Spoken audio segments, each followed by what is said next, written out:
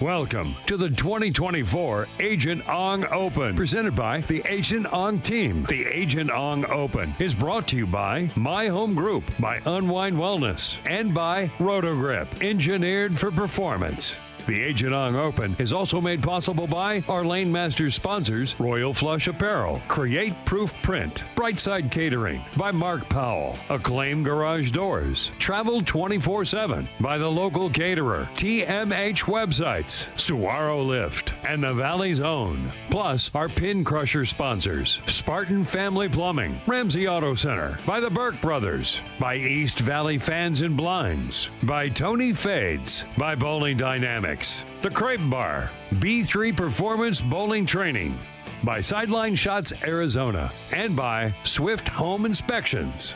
Now, live from Bolero Kyrene in Chandler, Arizona, it's the qualifying squad of the 2024 Agent Ong Open, presented by the Agent Ong team. Welcome to the 2024 Agent Ong Open, presented by the Agent Ong team. The Agent Ong Open is brought to you by My Home Group, by Unwind Wellness, and by Rotogrip, engineered for performance. The Agent Ong Open is also made possible by our Lane Masters sponsors, Royal Flush Apparel, Create Proof Print, Brightside Catering, by Mark Powell, Acclaim Garage Doors, Travel 24/7, by the local caterer, TMH Websites, Saguaro Lift, and the Valley's Own. Plus, our pin crusher sponsors, Spartan Family Plumbing, Ramsey Auto Center, by the Burke Brothers, by East Valley Fans and Blinds, by Tony Fades, by Bowling Dynamics, The Crepe Bar, B3 Performance Bowling Training, by Sideline Shots Arizona, and by Swift Home Inspections. Now, live from Bolero Kyrene in Chandler, Arizona, it's the qualifying squad of the 2024 Agent Ong Open, presented by the Agent Ong team. Welcome to the 2024 Agent Ong Open, presented by the Agent Ong team. The Agent Ong Open is brought to you by My Home Group, by Unwind Wellness, and by Rotogrip, engineered for performance. The Agent Ong Open is also made possible by our Lane Masters sponsors, Royal Flush Apparel, Create Proof Print, Brightside Catering, by Mark Powell, Acclaim Garage Doors, Travel 24/7, by the local caterer, TMH Websites, Saguaro Lift, and the Valley's Own. Plus, our pin crusher sponsors, Spartan Family Plumbing, Ramsey Auto Center, by the Burke Brothers, by East Valley Fans and Blinds, by Tony Fades, by Bowling Dynamics, The Crepe Bar, B3 Performance Bowling Training, by Sideline Shots Arizona, and by Swift Home Inspections. Now, live from Bolero Kyrene in Chandler, Arizona, it's the qualifying squad of the 2024 Agent Ong Open, presented by the Agent Ong team. Welcome to the 2024 Agent Ong Open, presented by the Agent Ong team. The Agent Ong Open is brought to you by My Home Group, by Unwind Wellness, and by Rotogrip, engineered for performance. The Agent Ong Open is also made possible by our Lane Masters sponsors, Royal Flush Apparel, Create Proof Print, Brightside Catering, by Mark Powell, Acclaim Garage Doors, Travel 24/7, by the local caterer, TMH Websites, Saguaro Lift, and the Valley's Own. Plus, our pin crusher sponsors, Spartan Family Plumbing, Ramsey Auto Center, by the Burke Brothers, by East Valley Fans and Blinds, by Tony Fades, by Bowling Dynamics, The Crepe Bar, B3 Performance Bowling Training, by Sideline Shots Arizona, and by Swift Home Inspections. Now, live from Bolero Kyrene in Chandler, Arizona, it's the qualifying squad of the 2024 Agent Ong Open, presented by the Agent Ong team. Welcome. All right, welcome back, bowling fans. We are here this afternoon, the largest squad ever at the 2024 Agent Ong Open. My name is Blair Blumenscheid, and I am joined by Hall of Famer Tim Mack and Matt McNeil. Blair, nice to be back. Hope you had a good lunch. And, yeah, I think it's in the young age of the Agent Ong Open, this being the 76. second year. I think 76 or 78 players now. It's really impressive if you pan across the whole bowling center. We have every pair going, but the last pair, which we need for a breakdown pair. So 39 and 40 and 1 and 2 are both dark. So. yep, those are the breakdown pairs. Yep. So impressive. Yep. And 5 on a pair. how about the Yep. bowlers? How about the bowlers on the squad? There's some talent here. Let's hear. Just looking at the list. Farrell Williams, Solid. Team USA. Andrew Kane, Team USA. Cortez Schenk, Team USA. Tim Cagle, Impressive last couple of months of bowling. They made a great run at the Tour Trials. Chad Lucy, Lucy's made a great run a couple years ago at Team USA as well. Robert Smith, 7-time PBA titleist. And what does he hold? The U.S. Open. U.S. Open title. And what else? Japan Cup. Japan Cup, that's right. Rob Pirishad, Rob Piershot, Brooklyn Rob, been a great amateur bowler for a long time.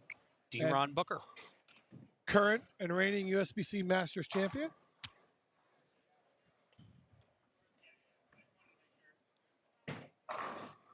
Kevin Jenkins, local standout. Local standout, great lefty, big smooth guy that gets it up the lane. I think this guy, the next guy I'm going to name, I've heard about him. I heard he won a few tournaments. Anthony Simonson. An up and comer. Up and comer, yeah. Up and comer. Yeah. You know, I think if he keeps working hard, he might, maybe one day he might make something. There's a future in the sport for him. Yep, there is. Yep. Landon Carnate, sweeper winner. Sweeper winner and also local, right? Yep, yep. Great hand. Got great hand great hand motion at the bottom. Yep. Sam Cooley. Sam Cooley, PBA champion, World Games champion. Yep. And I believe World Cup champion as well. Yep. Darren Tang. Darren Tang, PBA champion, multiple Team USA national amateur champion. Yep. Yeah, we got a lot of. What's the common denominator? Champions. Yeah. A lot of champions on the squad. Yep. And that's not all the other local bowlers that we've named and the people that have bowled well and have already looked good on the lane. So yeah, this is going to determine where our cut number is going to go, right? Yeah, it's going to determine who buys who dinner at Michael's. Yeah, it's there's some pairs that have 6 on a pair. Yep. Am I correct to see that? Some. Yeah, there are. Or There's a couple that do have 6, yes. Yes. Yeah. I just want to make sure I understand that correctly. Yep. We're on Saturday, the final qualifying day. This is the second to last squad of the Agent Ong Open. If you're just joining us, the lane condition is, we know it's 44 feet, 36 mils, and the ratio is 1.8 to 1, somewhere around there. But it is very difficult, challenging, demanding lane condition, and that is obviously noticeable by the scores. I believe 85 over is leading. Can we pull that up real quick, Blair? I just want to take a quick look at because I believe we have the tournament leader coming in to join us here in a minute. I just got to move that. Yeah. I think Charlie Price, who's a senior bowler. Yeah, Charlie Price. Super solid squad. Had the 165 in there, but with his experienced handicap pins, he gets the nod right now. Yeah, so he wasn't doing anything special. He was just going right up the track and just not giving it away. Yeah, something real simple and easy, and just keeping the ball in play, and obviously a good spare shooter. So we're going to have him in game 2 in the booth to kind of give his synopsis and his feedback on what he felt out there, what he did, what worked for him, and what was successful. Yep. Yeah, so folks, we at home, we have a tournament bowl. Actually, wait, let me change this. Tournamentbowl.com pulled up on for you all to see. You can go to this website and check out the standings all day long. They are updated throughout the squad. We have great score runners here, and like you mentioned, Tim, Charlie Price, right here. Yeah, plus 85. Yeah, leading the way. And what we see, we got some lefties up there. We've got some righties. We've got a nice mix of bowlers. We've got some heavy rev rate. We've got some straight players. When you see a shot makers tournament like that, the shot makers are usually rise to the top and come to cream rises to the top. And yeah, this is great to see for this event and also the future of the event. How well represented it is amongst the local bowling community here in Arizona, and obviously the neighboring states, New Mexico and California. Tim, where do you see the cut line in your experience? Listen, if you look at the previous squads, you haven't had more than 6 people a squad make it. So I find it hard pressed that 6 people are gonna make it per squad these last 2. So if they did, that would move it up 12 spots, which would put it at 1202 to 1212. So the one thing though, Blair, I will say is with 5 bowlers and some 6 bowlers on a pair, we're going to see breakdowns that we haven't seen yet. The other thing that's interesting as well, we haven't used the whole house. So this is the first time we're going all the way up to the high end of the house, where you got to remember there hasn't been that many strip and re-oils as we've had in the previous squad. Every squad, now listen, from 3 to 20 has been stripped and re-oiled almost every squad, right? So you take the high end of the house, and there's some of that profile maybe that's still going to be out there, the house shot. So you could see the scores a little bit higher up there. Yep. We don't know yet. So Blair, I guess that was the detailed version of the answer. Oh no, it's good. This squad I think is going to determine everything we're going to need to know about the cut, because the next squad behind it is also going to be a lot of bowlers, and I think the high end of the building is going to determine where this number goes and what it gets to. But I look at the pamphlets in front of us, and I just want to talk a little bit about also the great sponsorship. Obviously Agent Ong being and You Win Wellness being I think it's Unwind. Unwind. Yeah, there's Unwind. Yeah, you're right. Yeah. You're probably right. Yeah. Unwind. That looks a little bit better. I keep saying you, but it looks like a snafu actually. I guess I could be, but so those are the tier 1 sponsors. Tier 1 sponsors. Kingpin sponsors. And Rotogrip. We want to mention Rotogrip, and a quick shout out to our great friend and our teammate Chris Schlemmer, For sure. who was here last year and instrumental in being part of this sponsorship. Dealing with some health issues for some time now, and quick recovery, big fella. We miss Rhoda Schlem, and we look forward to him being in this seat next year. When we get back there. Absolutely. And like you said, Blair, you have all the tier sponsors, and then all of these other great sponsors. And I'm just going to run them off by names because I want to give credit to we've been doing it. We've been running it across the board. On the bottom there, you can see them that in our live feed, and we've been showing it. Really every squad, but Royal Flush Apparel, Acclaim Garage Doors, which is a great story. Mike Arce is the owner. Won the sweeper. He won the sweeper last night. Brightside Catering, Create Proof Print, Mark Powell and Barrett Financial. We need to talk to those guys, I guess. Financial guys. That'd be a good idea. I'll tell you what, maybe we can get some help. Yeah. The local caterer, TMH websites, Travel 24/7, Seguro Lift Rentals, the Valley's Own. I mean, amazing support from the local community. And Crepe place. Yep, we've got Crepe Bar, Bowling Dynamics, B3 Performance, Swift Home Inspection, Sideline Shots Arizona, Tony Fades for the haircuts. Yep. East Valley Fan and Blinds. Tim, maybe they give you a shave. Yeah, I need a little help here. Brooks Brothers HVAC, Ramsey Auto Center for all your car needs, and Spartan Family and Plumbing. So what's that tell you? It tells you that this event is really supported well locally. Yep. And Blair, what did you say earlier? What's the connection? Bowlers. Bowlers. Right. They're all bowlers. Yeah, They're all bowlers. for sure. They're all Hey, bowlers. how about Timu? Look at that, Timmy. Timu Asplin. Hey, buddy. My friend. Yeah. We're very proud to say we just inked a sponsorship deal with Timu and Uni for the third annual No Urethane Open. Gotta love it.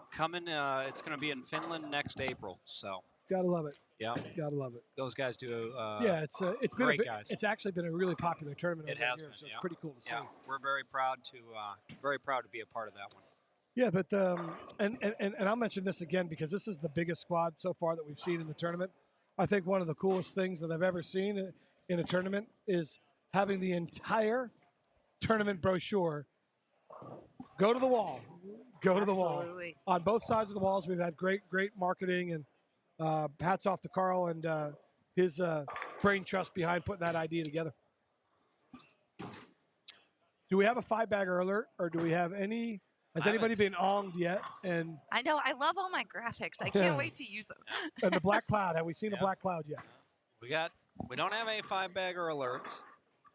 I think some people have gotten on. We just haven't been paying attention yet because we've been talking about the sponsors Well, and everything. Cortez had a 710. I don't know if he got onged or if that was the. No, he threw a good shot. He just got a bad break there. Okay. That All was right. just a bad break. And Carl's pool guy is out in front of us here on lane 10. Oh, let me switch to that one actually.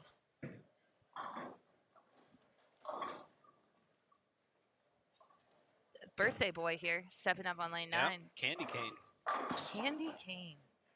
Called him Candy Cane forever, ever since he's been my Team USA teammate. We got the bowl together in Malaysia, 2003. That was the last male-female WTBA World 10-Pin Bowling Championships. It was fantastic. Happy birthday to you. I asked him if the birthday luck was in his favor. Happy birthday He said, I hope. to you. Yeah. Bro, we're getting old. Unbelievable.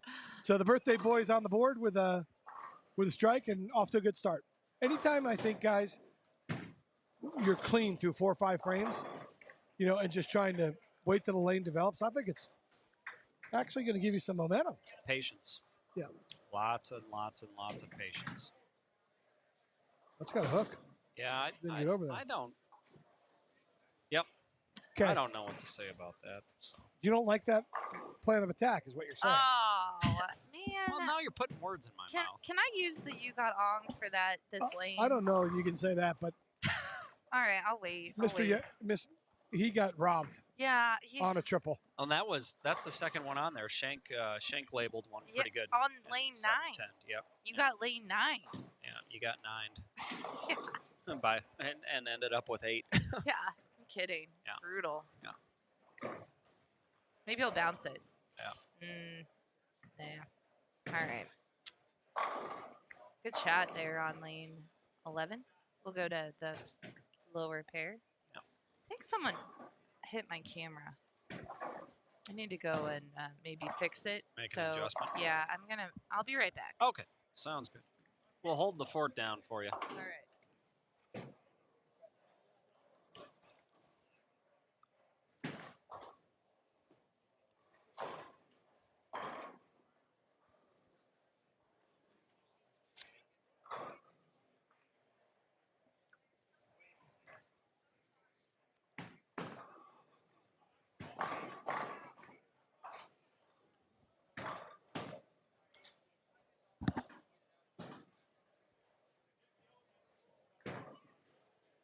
Good to see our good friend Vic Karbowski making the trip up from Yuma.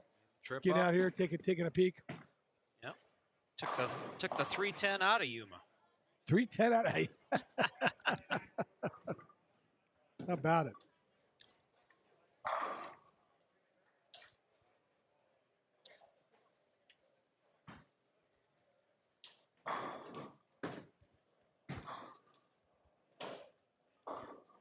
Timu.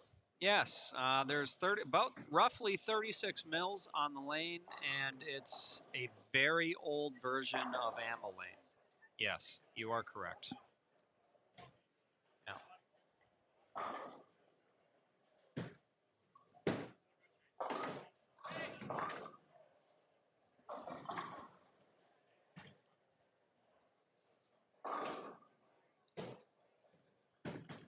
$36 mils.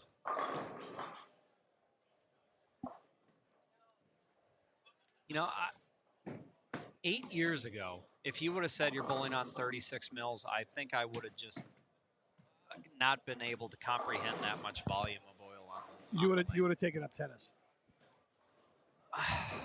I remember I bowled a tournament in 2012, and it was 50 feet, 1-to-1, dead flat. It was Jeff Regals' tournament, the 11thframe.com Open. Mm-hmm. 50 feet, 1-to-1, and it was 29? I think it's like 28 or 29.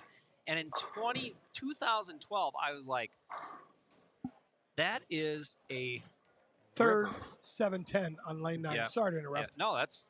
That And then was there's one a- on lane 10, too. Well, that was no, but that's 3 Yeah. pocket 710s on lane 9. Yep. You got lane 9. Yep. You got 9. Yeah, it was just incomprehensible. So good. I'm sorry. Finish your story. No, I mean, my apologies. it was 50 feet dead flat, and it's like 28 mils. Bob Hochrein, over at Diamond Joe, ran the tournament. It was unbelievable. Like that was just an insurmountable amount of oil, and now like 29 is like almost medium. Guys, I don't want to interrupt, but we No, have please do. 5-bagger alert Uh-oh, get the sirens out. on 3 and 4. All Wow, right. no one's throwing a double down there. Jesus. That pair's hard. Yeah, it is hard. But he's up. Did I just cloud him? He's just 710. Was that him or was it 3? Oh, no, no. it was. No. I still clouded him. Don't worry. Yeah, he Now- just Yeah, he split. split too. Yeah, he split too. Here we go. Yep, there we go. So get the sirens out Listen, and then get the listen. clouds When out. you make the cloud out, when you have the black cloud, you should have to put your face in that black cloud. You should have Oh, to- okay. I'll put him. Oh, That's a good yep, idea. There we go. All right. So We'll there's adjust that. there's yeah. a black cloud, Maddie. There's a black cloud, Tim. and there's a black cloud, Blair. Yeah, that was a Blair Black Cloud. You're welcome. Kenneth was terrified to bowl on this pair because of the live stream. He said, I've heard that you guys are clouding people. I go, yeah, we are. We're here for you.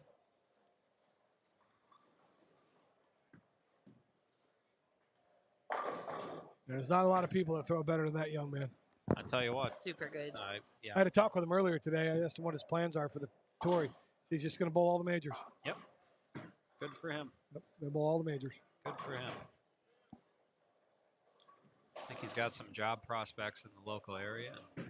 Well, he's a smart young man and He is. A supremely talented bowler. So Oh, if you can match both, it's not a bad spot to be in. absolutely.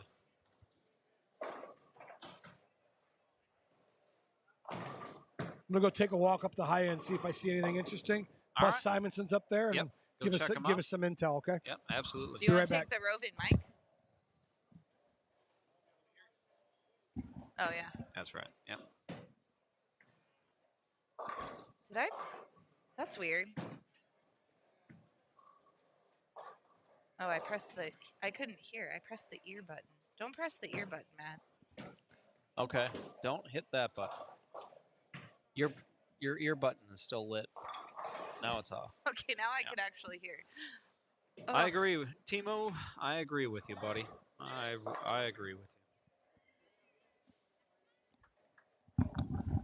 Bring it in, Fitz. Yeah. Fitzy. Come on, get in there. Hey. All right. We got Fitzy. How's Fitz. it going? Fitz. Fitz is in the chat.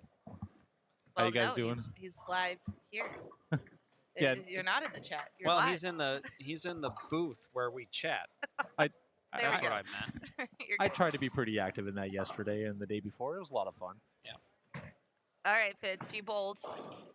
Bowled well. Thank you. There Yeah, was good bowling, kind of a Fitz. grinding a little way, which is expected with what the shot's been like and what we've seen. So I was pretty content with how the scores went. Yeah. Do you mind if we pull up your scores? This is your show. I'm just here for the ride. All right. Let's go look at your Fitz end up. Fitz. There is you in go. 10th. 17 over. I like 17 over. Safely in. Absolutely. It's why I'm not bowling this squad Yeah. right now. Yeah, safely in. Keep your shoes on, Fitz. Yeah. Very nice. Mhm. Very consistent too. Like we've said all weekend, if you can get away with your low games being like 180, high 180s, two That's- 187s. There's a for your low good game. 187 bail down on 3 and 4 too. Yeah, That was a good bail. Ball change and move zones entirely in the middle of the game just Yep. to try to control it. And Yep.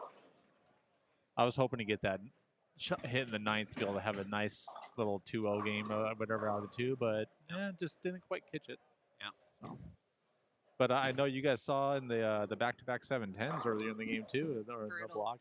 Yeah. That Brutal. was fun. Speaking of 710s, we've had in front of us here on 9 and 10, we have had 5 or 6 of them already. Yeah. With, I think, 4 coming on lane 9. Yeah. Easily. It's just such a hard penalty to pay for a good pass.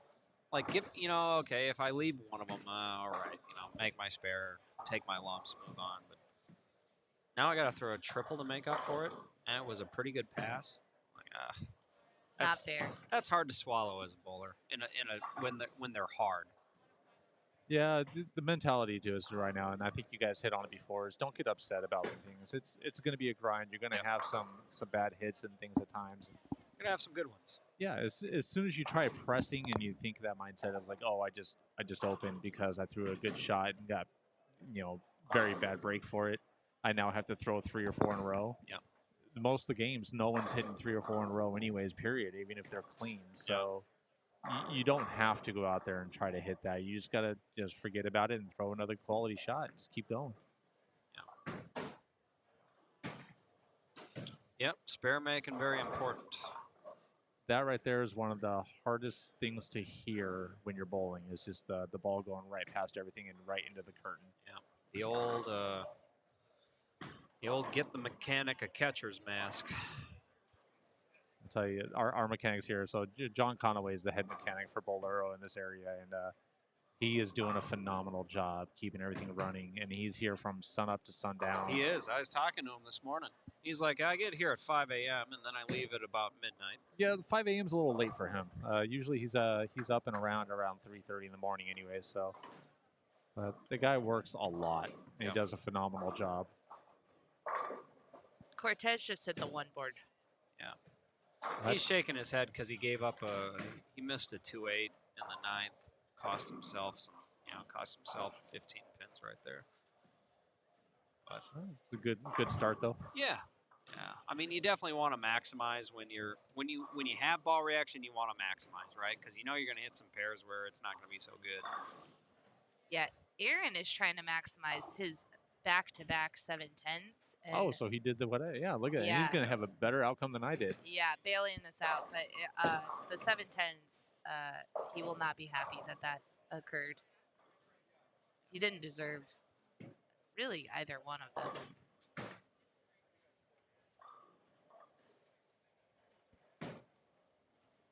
Fitz, what advice do you have if someone is still waiting and is coming out and bowling next squad?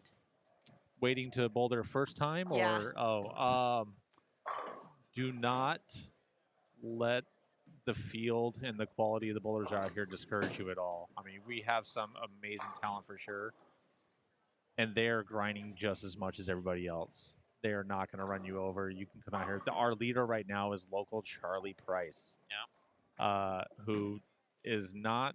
I mean, he's a great bowler. He's a tremendous guy, but he's not someone who's going to come out here and just run everybody over with throwing urethane with high rev rate for sure. He's got probably the lowest rev rate in the field, and he's your leader. So it's just quality shots, stay relaxed, and never get upset. I mean, you don't need big games. Just minimize your penalties. Yep. Can I tell you guys that Aaron, who just bailed out his 203, he just said both the 710s were on him. He's like, I'll take it. I threw it bad. Yep.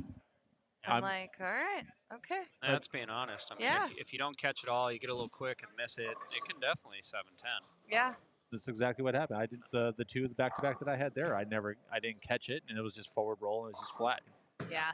Do you wish it was only a flat 10? Absolutely, but you can't be upset about it. Yeah. It's just part of the game. Yeah. I'm digging Farrell's jersey over there. Me too. It's great. Shout out Got to the a pineapples. sponsor of the tournament, Mr. Farrell Williams with RFA, coming out of retirement to bowl the Agent Ong Open. Out of retirement, I bowl against him every time I go out there somewhere. He's like he left the area, and yet I still go bowl something, and he's there. I know. I give him a hard time. Farrell's awesome, though. He's such a great guy. Yeah, he's a good dude. I've known him. Bowled against him. Known him for a long, long time. Good guy. Really Yeah. good guy. I remember bowling or bowling juniors in Southern California, and he was Northern California, I think, and Pepsi Challenger, whatever it was back then, and he just would just destroy us as juniors. Absolutely monster. So many honor counts. Well, the craziest stat I remember seeing is the 28 mile per hour spare ball he throws, and just taking out 710s like they're nothing. Yeah. Birthday boy here. Let's go, Drew. Oh, striking out for 190. Yeah. Good bail. Really good bail. Yeah, good bail. Great There it shot. Yeah. 191, good bail. Keeps you in it. Digging out of a hole is really tough here. Because, Fitz, you're saying the three baggers don't grow on trees. No, they really don't. So I gotta find Charlie Price. We gotta hear from this guy. Game 2, he's coming. Matt, we'll let you go. Yeah, Hunt him down? I'm gonna go hunt him down and send him this way. And you, Fitz, and Charlie. Well, all right. Sounds good. Yeah. You, Fitz, and Charlie gonna get some good convo going. I like it. Yeah. All right, Matt. All right, I'm gonna go find Charlie. All right, Fitz, we're going to watch the end of this game. I did add some animations to the live stream. Yeah. But Did you get the cloud? I have a cloud. I have a 5-bagger alert. Oh. And I have a you got onged. Oh. But I keep missing the you got onged because there's definitely been some. It's really the washout, like the 6 count. That's kind of what we labeled the ong. I was curious as to what it was. Yeah, but I thought maybe it was he came over to talk to you, and the next time you threw the ball, it was out the window. no, that's the black cloud. That's a good shot by Zach there.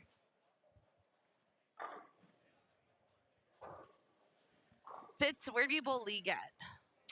Actually, one of the leagues I bowl is actually here on nice. Thursday nights, and I'll tell you what, I will much rather bowl on this pattern than my house shot here. Really? It is. I do not get along with house shots all that great. Okay. It's just I don't know why. Just is what it is. But as I bowl with my dad and some friends, and so it's just a nice relaxing time. No pressure on having to perform. It's not a a high competitive scratch league. It is a men's league though, so and we have the full house. It's a good turnout. A lot of guys that are bowling right now are probably bowling that league as well. It's probably how we got a lot of the entries in. Got the word out through league. Here, yeah, through that's the great. league, get some guys to come out. So yeah, great group of bowlers out here this afternoon. The largest ever in the tournament. It's fantastic. A lot of names you'll see across the field too. They'll come into your vision eventually. Making a corner, they're all on the high end. Is on pairs next to each other is Darren Tang, Sam Cooley, Simonson, or they're all following each other right there. Nice. So you'll get those guys back to back to back when they make the turn. That's great.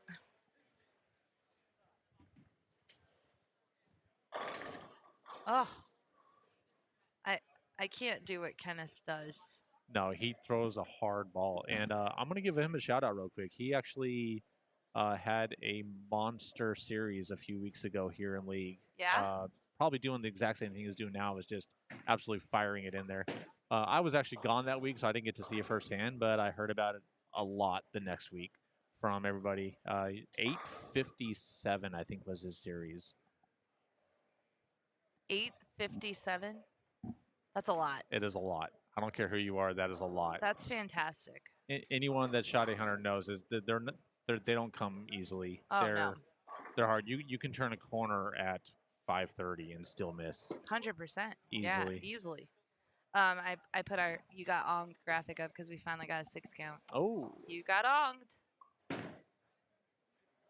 And that goes to Mr. Mike Sagadan. Oh. Sorry, buddy. You could spare it up, though. Oh, so close. Man, there's your black cloud. Oh, yeah. Here, let me do that. Good idea. Little late on it, but it's still, it counts. Oh, shoot. All right. I am seeing actually some higher scores than normal in game 1. And speaking of higher scores, here is our tournament leader currently, Mr. Charlie Price. Hello, hello. Welcome to the booth, Charlie. Well, thank you, ma'am. Appreciate it. Charlie, you had quite the morning out there. I enjoyed it. It was a very good morning. Yeah. Minus game 3. Outside of game 3, it was a very good morning. I love it. I'm just going to fix your microphone. Okay. There we go. Yeah. Outside of game 3. All right, what was game 3? 165. Oh, man. But you bounced right back. 231. So that was your only under 200 game from the morning. What pair was it on? 5 and 6. Yeah, that's a hard pair. Or excuse me. Yeah, 5 and 6. 5 and 6, Or, yeah. excuse me, 7 and 8. That's right. I skipped 5 you and know, 6. I love that pair. I'll tell you right now. 7 and 8? Oh, absolutely. I've bowled on it 3 times so far this tournament. And I've only bowled one squad for qualifying. Lane 7 really has his number. Oh, you aren't here for this lovely stuff. The first sweeper, I make the turn, and so game 2, I hit 7 and 8. And I went 4 splits in a row on the left lane there, on lane 7. Ouch. Yeah. So But I could see it. So then we get ready to start the next sweeper, and lo and behold, Theo has me signed up to start on 7 and 8. I turned right at him. I was like, "You absolutely hate me, don't you?" Well, it's not that he hates you. It's just hard love. Is that what it is? Yeah. Well, luckily enough, I was able to experiment on it during practice and figure something out. So, but it is dramatically different from one another. What did you see between the two? I'm sorry to interrupt, but I did an unreal black cloud just now. I put up the 5-bagger alert for the bowler on lane 8, and he got 4. Actually, it went in the gutter and bounced out. It bounced out of the gutter. Okay. All right. Okay. That makes me feel better. I'm like, how did that happen? Okay. Go ahead. Sorry. Carry on. 7 and 8, from what I saw compared to the other 5 pairs, that pair seems to be, 1, so much tighter, but 2, it's hard to get the ball to come up the hill and make a corner. 7 is uphill for sure. Yes. That's exactly what I was seeing, and so just trying to square up and get it to go was hard. You had to be quality shots on it. Right, and even when you thought you threw a good one, if you missed anything just a little bit, the ball just wasn't going to see it and it wasn't going to make the turn or get up the hill for you. So if you can come off that pair with it, try to stay clean and come off with a 180, 190, you're probably looking pretty good. Now, Blair earlier had asked me if anyone's still looking and coming in to bowl the 6 o'clock squad, what advice do you give them? And I want to hear from the tournament leader. What advice would I give them to bowl the 6 o'clock squad? 1, don't come in expecting that you're going to shoot 230, 240 every game. It ain't going to happen. You might get 1 game, 2 games out of that, but then odds are you're going to bounce back and follow it up with a 150, 160. With the pattern that's out there and the design, the layout of the tournament, spares are critical, keeping the ball in front of you and making quality shots to minimize your risk. If you want to hook the lane, it ain't going to happen. You can play the lane straight and tight. I'm old school. I grew up bowling in the 70s. I have no rev rate. Most guys tease me. They think I have 3 or 4, and I tell them I only got 2.5. But I think you got up to 5 or 6 today at some point. I'm sure. I wasn't quite able to read the serial number off the ball when it went down the lane, so you got something on. I actually hit a couple. Caught one or 2. Yep. And the biggest thing is you want to keep the ball in front of you and stay clean. You want to stay out of trouble, because mistakes, you're going to pay a big penalty. You make a quality shot, the rewards are going to be there, but it's very temperamental, very speed sensitive.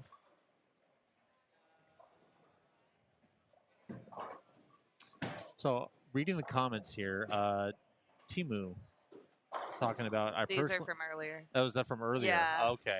Yeah. We had the 5-bagger alert. Yeah. Yeah. But I do agree with The oil. part of what Timu was saying. When you have this much oil, there's 35 mils, guys. Yeah, that's a lot. That is a lot. And usually when you have a lot of oil, it's mostly in the fronts, and you have a somewhat shorter pattern. This is a long pattern with that much volume, and so it definitely skates down lane. With that much, people want to throw a lot of surface on balls, and guess what happens? The first 10 to 15 feet are gone by the end of game 3, and so your ball is like just hooking at your feet. So trying to control that is an art form. Guys, we got another 5-bagger alert Ooh, on lanes 4 and 5. this is Justin Sims. I'm sorry, 5 and 6. Dude. Lane, Justin Sims here. He's bowled a lot this weekend, hasn't he? Yes, he has. Yeah, and I'm not sure where his. Let's see where we're at. There he is. Right outside the cut right now. Oh, there it man. goes. Nasty messenger That was a nasty messenger.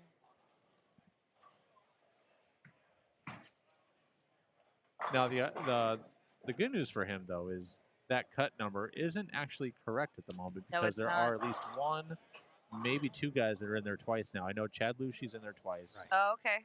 I don't know who else might be in that top number above the Oh, cut up line. here. Yeah. So that would actually drop 1 spot. So as far as I know, currently Ben Perry is the cut number Sure. at -24. Okay. So, and he is bowling again right now. My guess after 4 frames into the tournament for the cut was -15. Minus 50? 15. 15? Yes. My prediction was minus 10. -10. Okay. Matt's at -2. So we're all kind of in that ball It's- game. Yeah. I'm looking at just a nice round number, Yeah. -20. I think -20. -20 Okay. is probably where it's going to be at. And I heard there's a 3-way tie around -15 right now. Is Oh that yeah. right? Yeah. Is that what I Yes. heard? -15.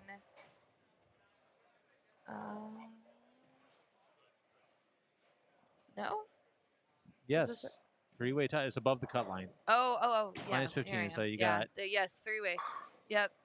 Brianna, Kyle, and Wesley Lowe all Yeah. at -15. So they're really hoping it is.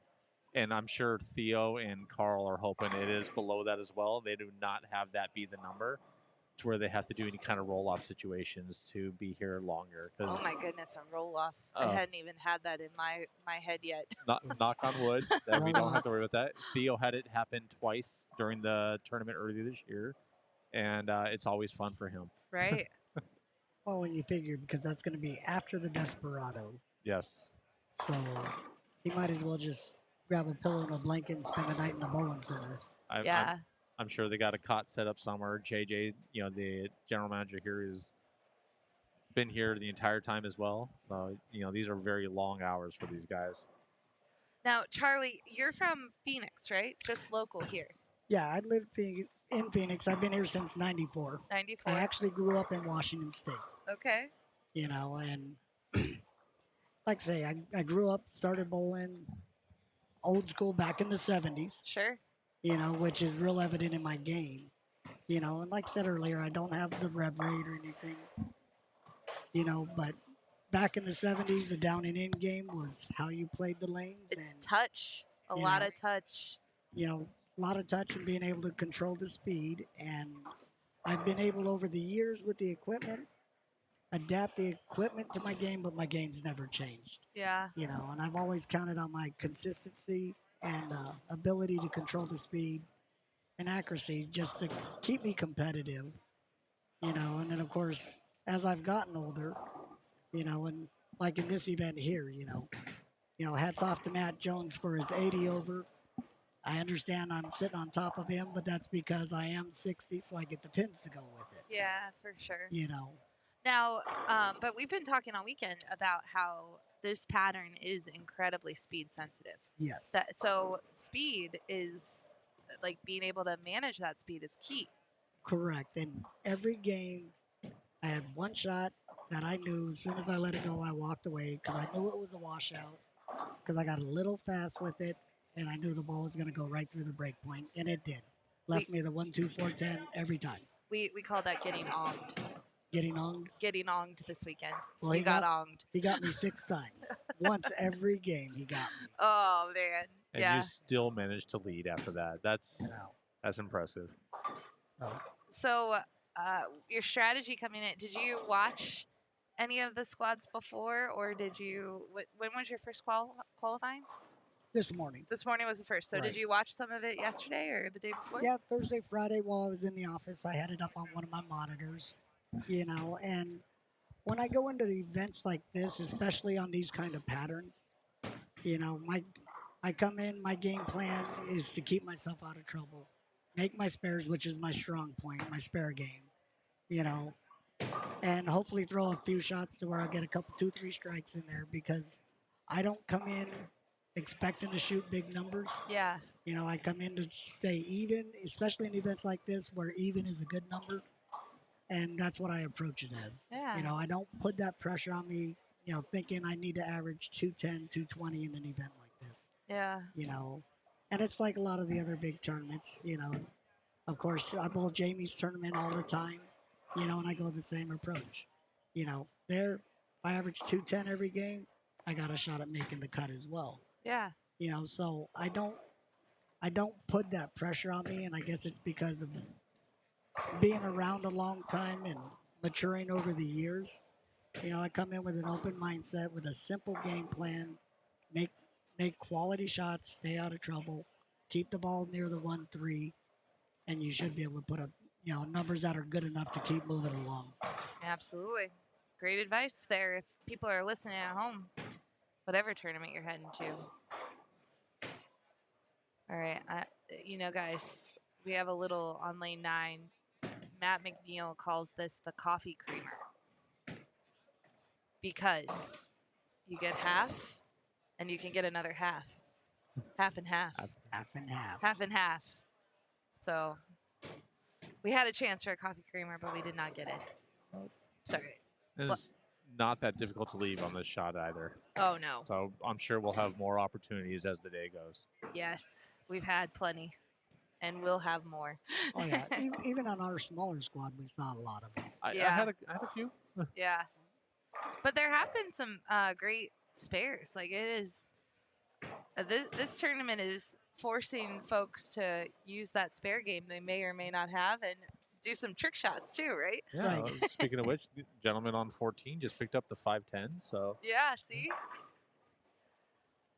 that was a righty that left the 510 to be able to spare it up though too. So even more impressive coming from the right side. Got Darren Tang here. He had an open to start this game, and now he's struck. He told me yesterday he's missed more spares this week than he has all year. And they're not a given. Right. They're not a given. Watching some of the live streams on Thursday and Friday, I don't know how many times I've watched guys shoot at a spare on the left side and just watch the ball hook in front of it. Yeah. When you expect it that it's not going to do that, and all of a sudden it checks and it goes right in front of it. Then they turn around and overcompensate the next time and miss it to the right. Not to mention there's 6-game qualifying blocks, and if you've shot at 25 10 pins, that 25th 10 pin gets a little tricky. Yep. It's a lot of spare conversions. All right. And now Drew has a chance at the half and half. Half and half. Here we go. Let's go back to down this direction. Are you looking at lane 4? Lane 4. He's Yeah, on lane 4. Okay, I see. I don't know if it's yeah, you can still You could see it. It's half yeah. and half. Birthday boy.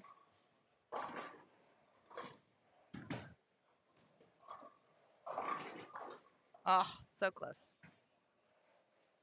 We're drinking our coffee black today.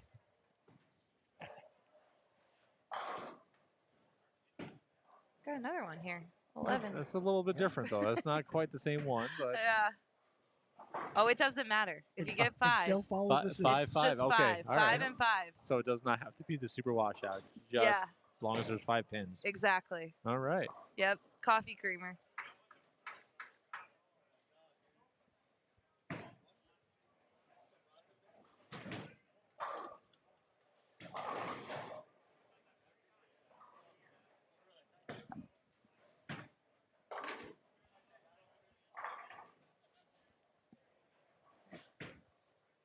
So you guys have both bowled. I'll ask Charlie first, and I'm pulling up your scores just to see what you say. But do you prefer the fresh or the burn on the Agent Ong Open pattern? Actually, for me, the burn gets better because of my rev rate. So it helps. It tends to open it up a little bit for me, but that's depending on who I'm following. Okay. And I know there's always been controversies between reactive and urethane and everything Sure. else. So, depending on who I'm following, and if they were throwing urethane, where they were playing, if I can find a way either around it or inside of it, then yeah, the burn helps me out because it gives me a little more reaction on the back end, opens up a little bit more for me. Whereas on the fresh, if I miss it a little bit and I hit the 1-3, I can get in trouble Yeah.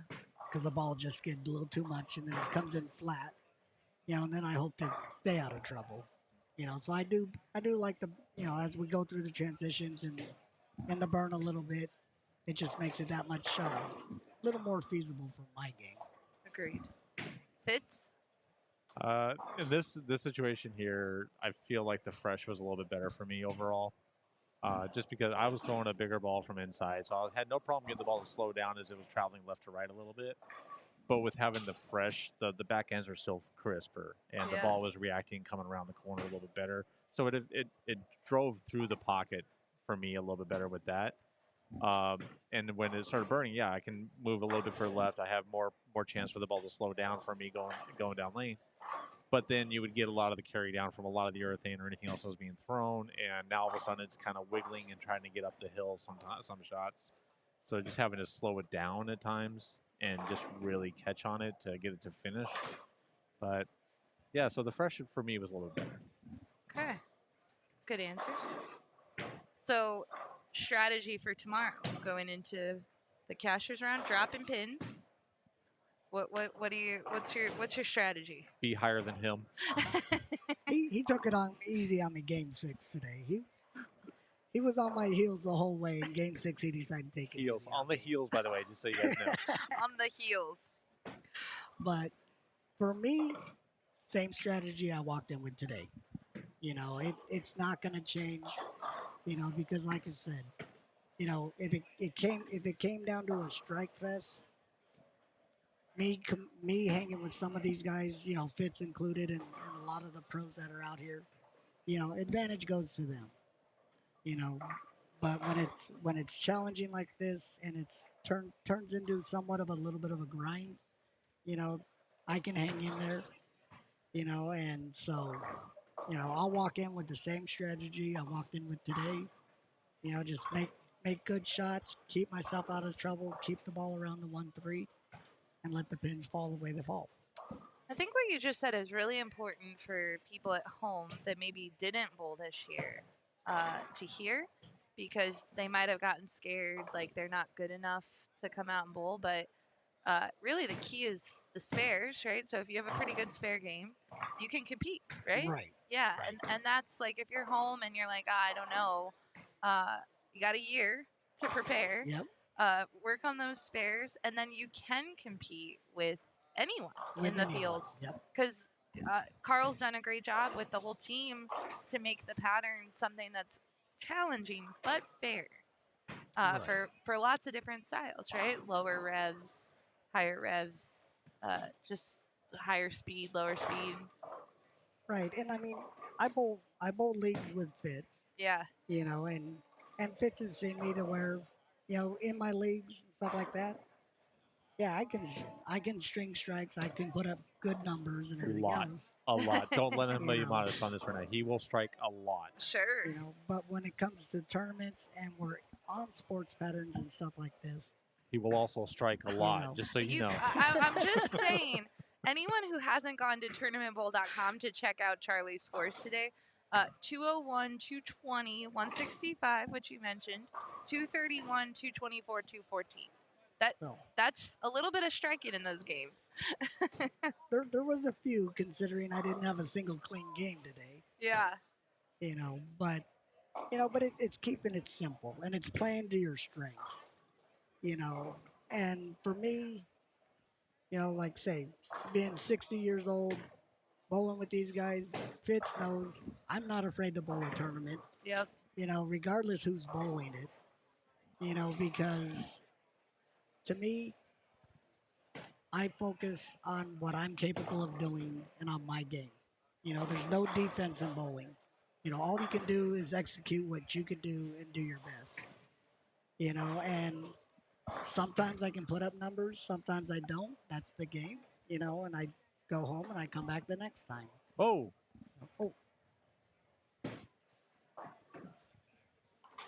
yeah, Jason just went down. he's okay, guys. He just tripped over a bag.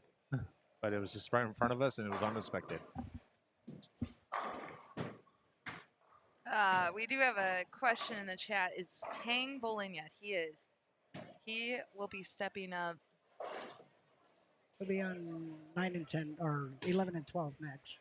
Yeah, he will be. But 5 and 6 right now. He's the D bowler, so Yep. he will be up next On the left lane. on this frame in this frame. Yeah. Yeah, and that he is moving. We'll get him for a couple games here. Yeah, for anyone that's looking for the stars coming up, you got 3 guys back to back to back that you're going to want to watch. So no lack of stardom coming through the lanes to us right now. For sure. Because you got Darren coming up, then you got Sam Cooley, and then you got Simo right behind him. Yep. Yeah. And you got Cortez Shank mixed in the middle. Yeah. He started on our pair. Okay. And I think he went out. No. Yeah, Oh, he's down. going left. Yeah, he's going left. Yeah. Yeah, you guys get to watch Cortez bowl all the time. His game's good, isn't it? He's so phenomenal. Yeah. The things he can do with a bowling ball is just unreal. Agreed. And such a nice kid, right? Yeah. Very level-headed, very down to earth.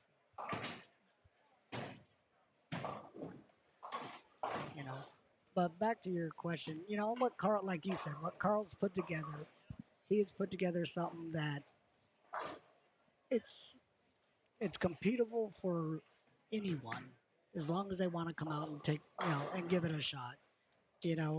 For the ladies, the super seniors, he set it up to where we do get a few pins to help balance out a little bit. You know? And I originally wasn't planning on bowling.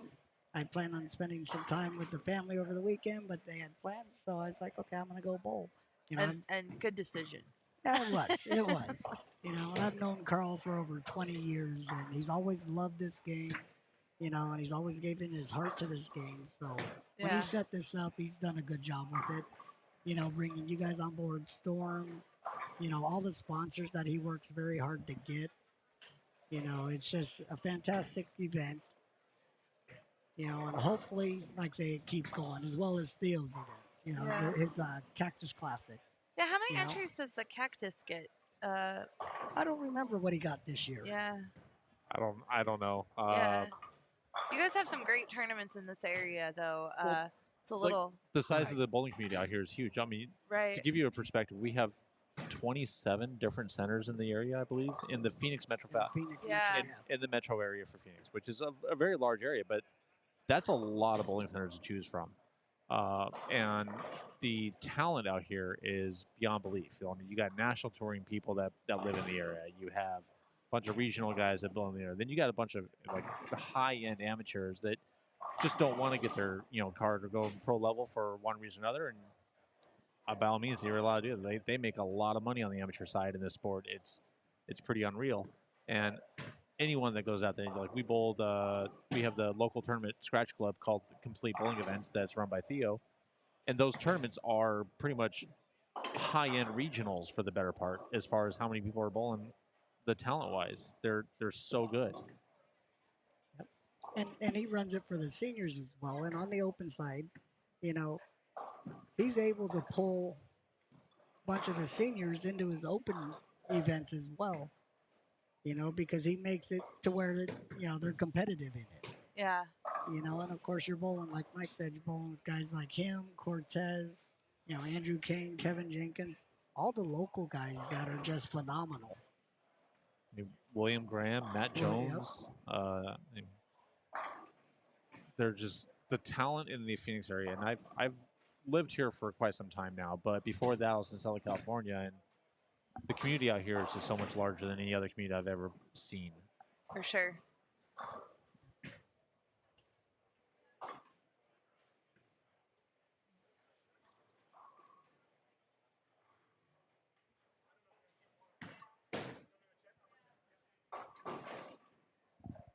I was trying to see if there was a standings update. I was trying to pull them up, but it didn't look like maybe they were finished yet. So we're gonna get a check. I still am uncomfortable a little bit with tournamentbowl.com. It's a great resource. It's a great website, but I'm not. I haven't been around a tournament that uses it yet, so I'm learning this weekend, and it's easy to learn. Oh yeah, it's a good it really system is. to use. Yeah. You know, and Oh, like Fitz was talking about the talent, and you said the events around here between the Cactus Classic, the Agent Ong Open, as these two mature and grow, you're going to look at between here and then the New Mexico Open. That's going to be 3 big events open to amateurs, Yeah. you know, and pros, Yeah. you know, that are going to run every year as long as they continue to mature and grow. Yeah, You know. and players that want to see how they fare, come shoe up, right? Like, if you want to see where I always say when you hit a challenging condition, it is the best way to learn where you're at and what you need to work on. Yeah, so scores are being input right now, so we'll have an update pretty soon. Yeah, because the only way you're going to improve and get better is to challenge yourself. Yeah. That's the only way. There's no substitute for the experiences. You cannot get better without actually going out there. For sure. No amount of practice on your own is going to prepare you for a transition and the mental grind that tournaments turn into at times. So you just have to go out there. You're going to take your licks. You're going to be there's a good chance you could be a donator for a little while, but it's going to come and you're going to get better. Great example of that. He bowled early. He's bowling now. Is local guy Ben Perry. Yep. I mean, the kid. I first met him maybe 3 or 4 years ago, and what was he, about a 180 average back then? About 180. Yeah. I mean, and now he's one of the best scratch bowlers in the area. I will That's put awesome. my money on to watch him bowl. Like, Yeah. He's a competitor, and he's put so much work, and it's because he's gone out there and bowled against the guys that were better than him and pushed himself to get better. It's just that drive and that experience just taught him so much more than to practice alone. Well, the other thing that you guys have in this area is some great pro shop operators. Several have supported this tournament. And then the B3 training facility. Yes. That's phenomenal area. Yes. I mean, Calderon, Mike and Brandy had put a fantastic facility together. It's gorgeous. I've been there a few times and checked it out and talked to Mike and everything else because I remember when he used to, be the rep on the road and everything else. And it was kind of funny because my daughter, when she was growing up, had the biggest crush on him. And just the stuff that him and Brandy have done and what they offer the community with the training center. You got guys like Brett Wolf, Cortez, that get lessons from there as well.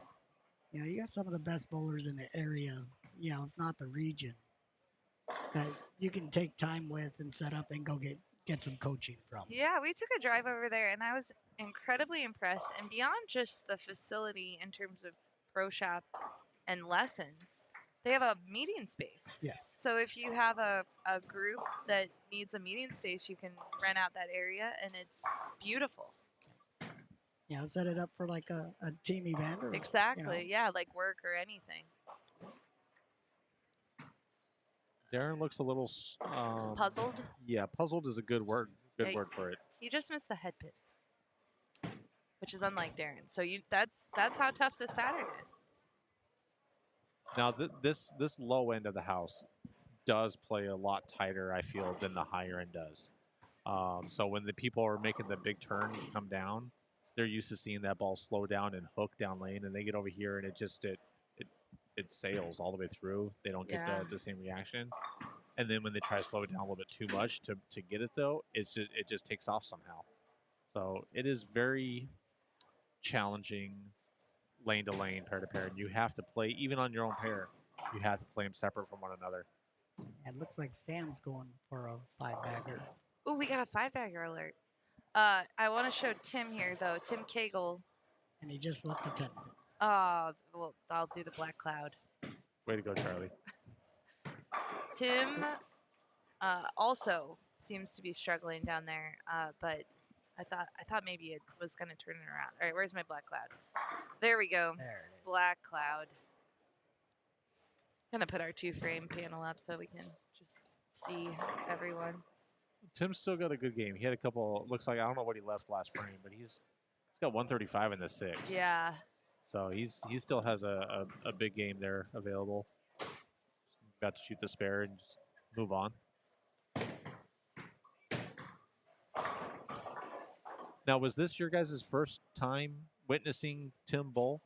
Oh no. Okay, I know he turned Yeah. he turned a lot of heads a little recently in Of the course. trials Yeah. earlier, but Tim's great.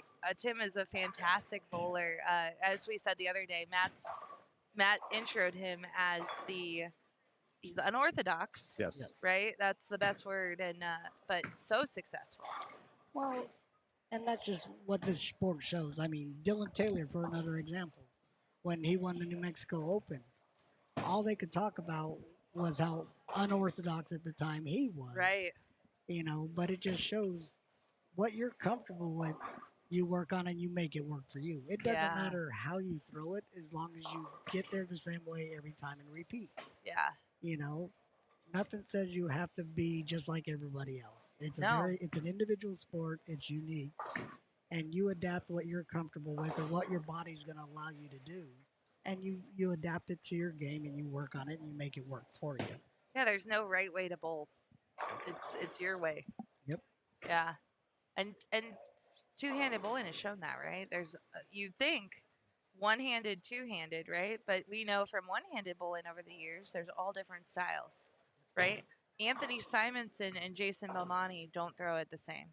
No. They have two completely different styles. Then you throw Chris Fye into the conversation, another completely different style, right? And then from there, the game has just expanded, and over the years, it's going to continue. So, And now it's rolled into the women 100%. and the young girls. Oh yeah, The young ladies that are starting to throw two-handed, I mean, they're dangerous.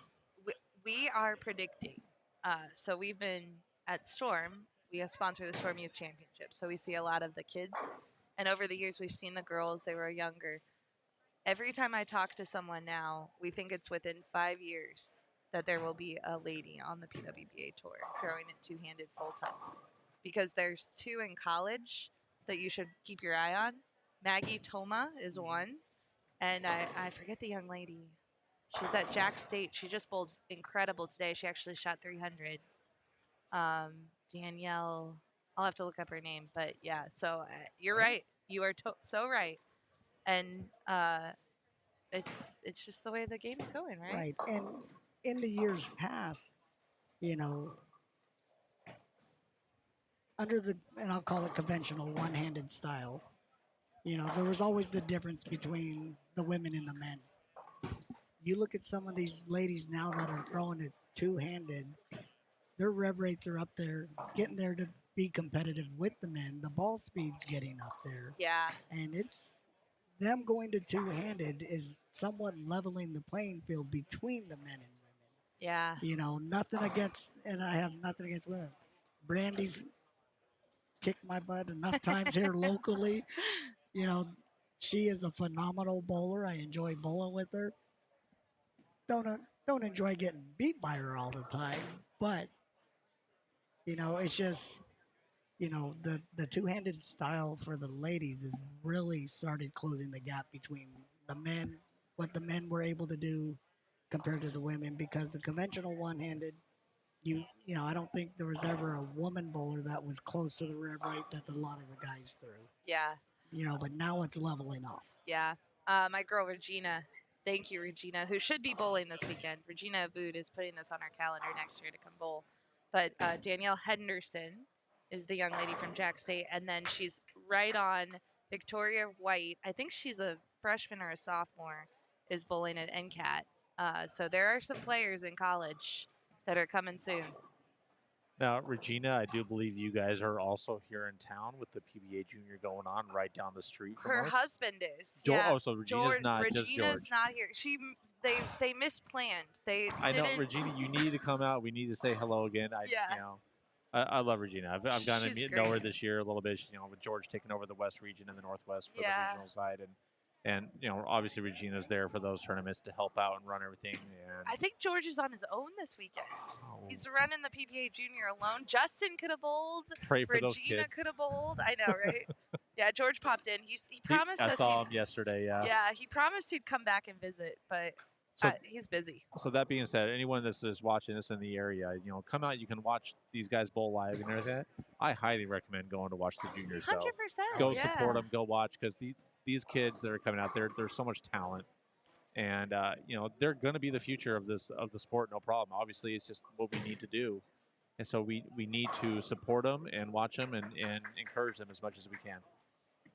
She said we didn't plan correctly. I should have said Justin. Secretly, I was also hoping that she was in town because she has this new side business where she makes all the mugs I've seen and them. all of the different items. She made my Regina, give your business a shout out in the chat for me because it's almost Christmas, Yep. so we're heading that direction where we're heading down the shopping world of things. But she makes all personalized items. Oh, nice. And she made a luggage tag wrap for my bag. We travel a lot, and so the Velcro, they go on the handle. You could use it for bowling bags too. Easy to find. So anyway, Do we have current scores anywhere? I checked. Let's see. Oh, we do. Thank goodness. All right, let's see. Hang on. Let me pull this up. All right. Current scores. Sam Cooley, 245. Leading the squad, Tim Gibson, plus 34. All right. Speak of the Devils earlier, Dylan Taylor and next, and Ben Perry. They're both going in strong at the start of the game.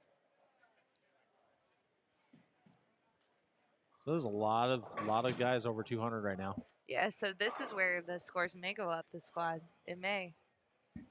Or the cut line, that is. Well, I mean, we are adding like five or six more spots from the squad for the ratio. Yeah. So there's going to be a fluctuation. Now, of course, game 2 is where you really start to see is like because we've all seen it go.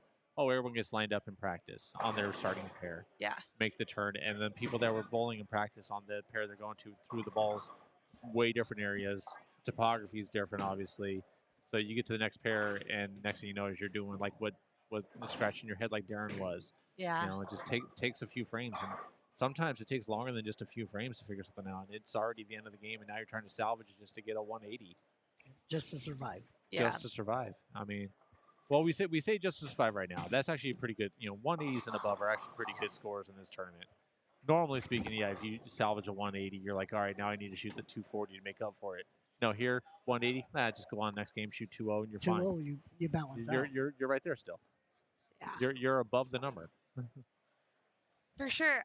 So I heard a rumor that we are going to have the defending champion step into the booth.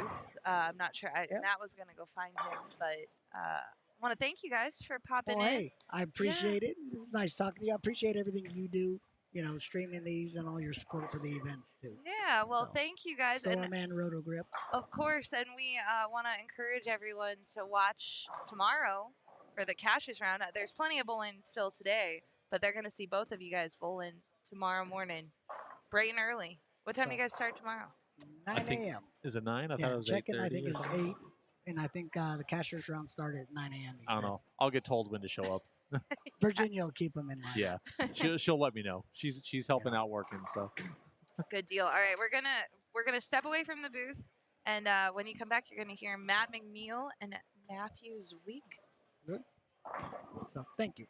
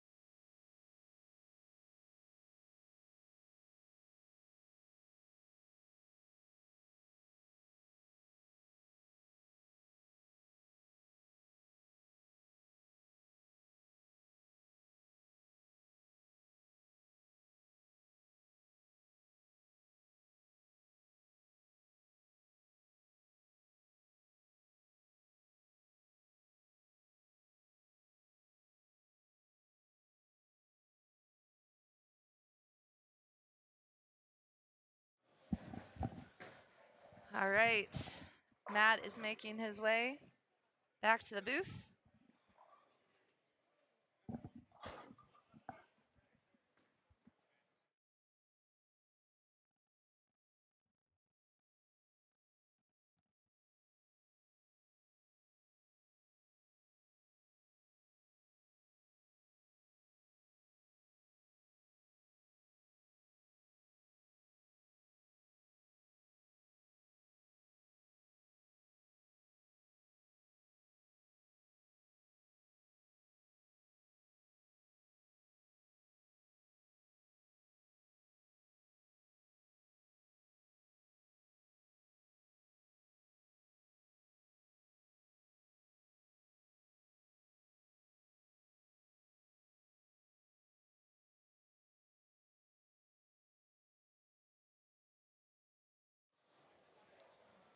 All right.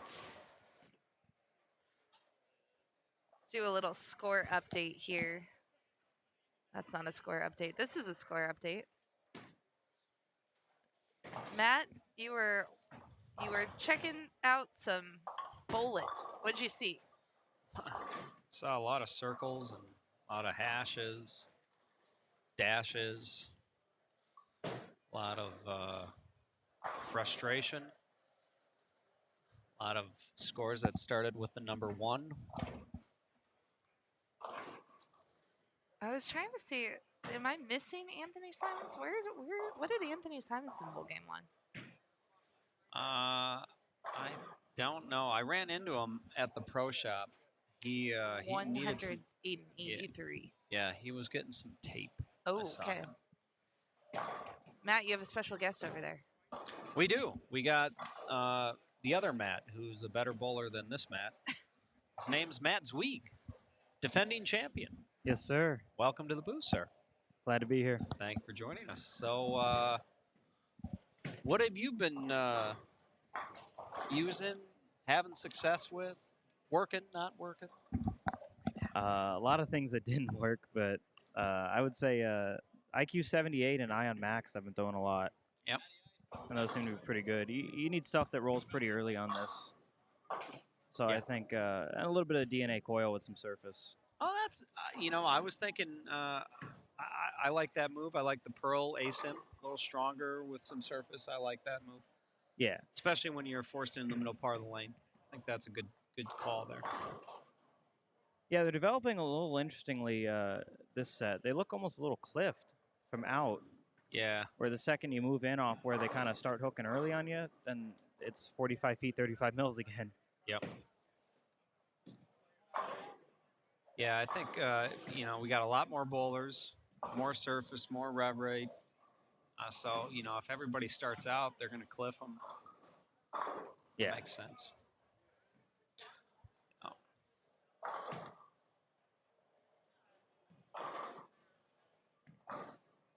What are you sitting at, man? I'm at 30 over. Yeah, you're good. Yeah. You gonna bowl a squad just for some side pot stuff, or are you good? I'm thinking about it. I don't know yet. Okay. I didn't really come into the bowling center mentally prepared to bowl another block, but I saw there was a lot of brackets this set. Yeah, So- a lot of action here. A lot of It's action. like 100 brackets or something. Yeah, that's a lot when they're this hard. I mean, if you can go 2-0 or even 190, 2-0, 2-0, I mean, I like your chances of making some money there. Oh, yeah. Yeah, I like your chances.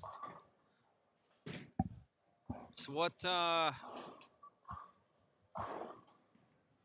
coming up for you, Matt? After this, outside of defending your title tomorrow. I don't really know what I have after this in terms of schedule. It's been pretty. This was kind of the end of the tournament schedule that I had set up. I kind of got to redo my my winter tournament schedule, but Okay. I got team trials at the beginning of the year. Yep. So I'm kind of starting the process of prepping for that. Where's team trials this year? Reno. Oh, stadium. Okay. Yeah. Yep. So we'll see how that goes. Yep. But I think I got a regional in a couple weeks in Vegas. But beyond that, pretty light schedule. Okay. How's the cribbage game? The cribbage? Yeah.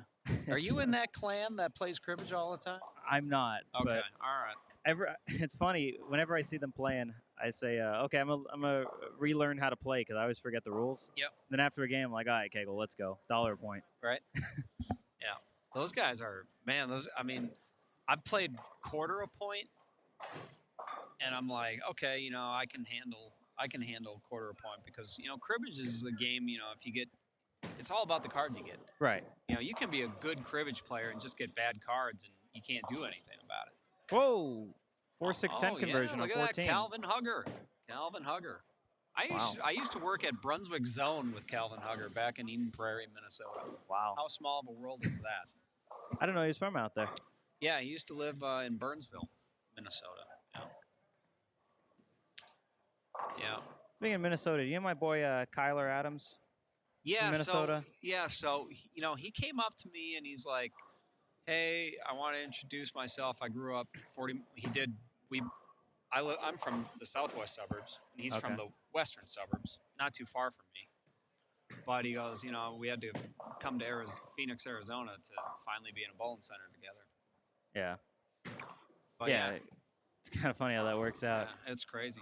It's a small, small world. It is a small, small world. Are you local here? I actually just moved back to California. Okay. I originally was from California. They moved out here for school and stayed out here for 10 years. Now I'm in La Mirada, which is pretty close to Anaheim. Okay.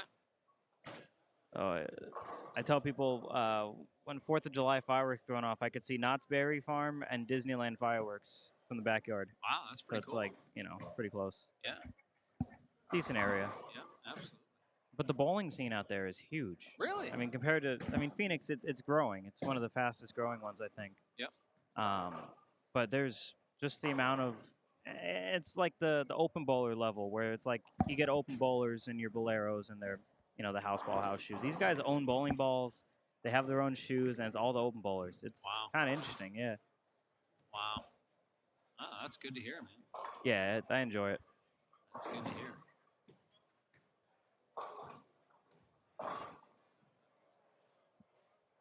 So we got Darren Tane here in front of us on one of our featured pairs, lanes 11, 12 here at Bolero Kyrie.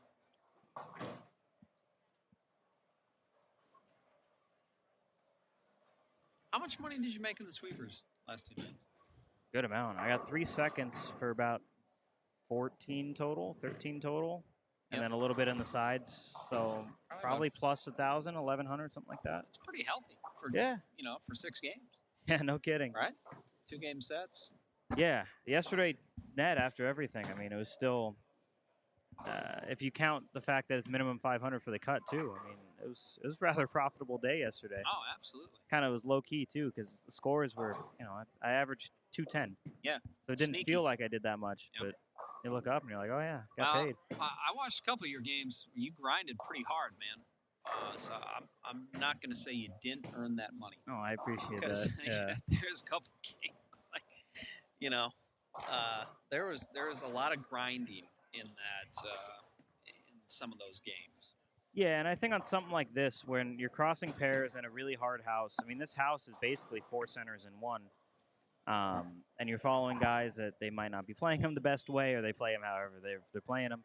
Yep. You kind of got to go deep in the bag of tricks, and I'd like to think that's kind of where my talents show. If we're bowling on the house shot, it's like, okay, everyone can stand left or right, but when you can kind of pull out the double from nowhere, you're making up 10 pins a game on people. Oh, absolutely. Yeah. I mean, if you said I'll give you double and clean, I'd be like, I'll take my chances with that. Yeah, you could buy that for a pretty high price right now. Yep, absolutely. So what do you think cut's going to be at? What's your prediction? Well, my original guess was wrong, I'm pretty sure. Before the tournament started, I said plus 10. Okay. And I don't think it's going to get that high. Last year was even, and they were easier last year than this year, I think. So if we follow that logic, I would probably say 10, 15 under is the safe. Yep. If safe. you're at even, you got to feel decent about your chances. Okay. You guys had a bet from what I heard. We did. So Blair's at 15 under, and I'm at 2 under. It's going to be close. It's going to be very close. Oh, I like that you had an odd and even number, so you can't push. Yep, exactly. Nobody's limping away from this one. Anthony Simonson is currently on lanes 5 and 6. That'll be the left frame of the screen. Now, his lane play was kind of interesting with how he decided to go about him. He said, I'm just going to hook it. He's sliding like 35 the first game with an idle. Yeah. Now, I don't know if he knows something that we don't, but I thought that was a bit against the grain. Yeah, because he loves playing straight. Oh, yeah. Like, he is a big fan of playing straight. So when you're telling me that I hadn't seen him throw a shot yet, when you're telling me that he's hooking it that much, I'm like, oh, wow. Now, my guess is that he just wants to be left of all the nonsense, which makes sense. But I just think they're so flat in the middle that I don't know about that. But we'll see. He's, he's one of the best in the world for a reason. Oh, absolutely. Yeah, absolutely. Absolutely. Sam Cooley here in front of us in the red polo. He's got 97 in the fourth, triple working. Do you know what he shot game 2? Do you got that on your scores? I'm not on the computer. I don't. Yeah, I just refreshed it. Yeah, nothing still. Okay, no update. Virginia was running around frantically trying to get all the scores. People are running around and yeah. Trying to get them. Trying to get those score sheets. 74 bowlers. Yeah. A lot. So, okay, you got to tell me, what's going on the left lanes for you guys? Is it hook early bail? Yeah. Okay. Yeah. That's kind The of cliffed. Yeah, that's what we were kind of seeing. That's what the righties saw yesterday in the action match. Yep. Kyle and Matt, Yep. same thing. Where you try to get it, you want it to hook early, but again, like I was saying a minute ago, they oh, that looks like odds. When they get on top of it, it hooks, and it's like, okay, I have some hook, I can move off that. Nope. Well, now you're moving back into fresh 45 feet, 35 mils. But you can't throw it right because then it's not going to hook down lane. So you kind of got to be really precise with it. But the right lanes, I think the right lanes hook even earlier, but it's okay because it's a little more forgiving in the fronts. Do they continue? Is it like early hook but continue? On the right lanes, yes. Yes. And then the left lanes is hook early bail, right? Correct.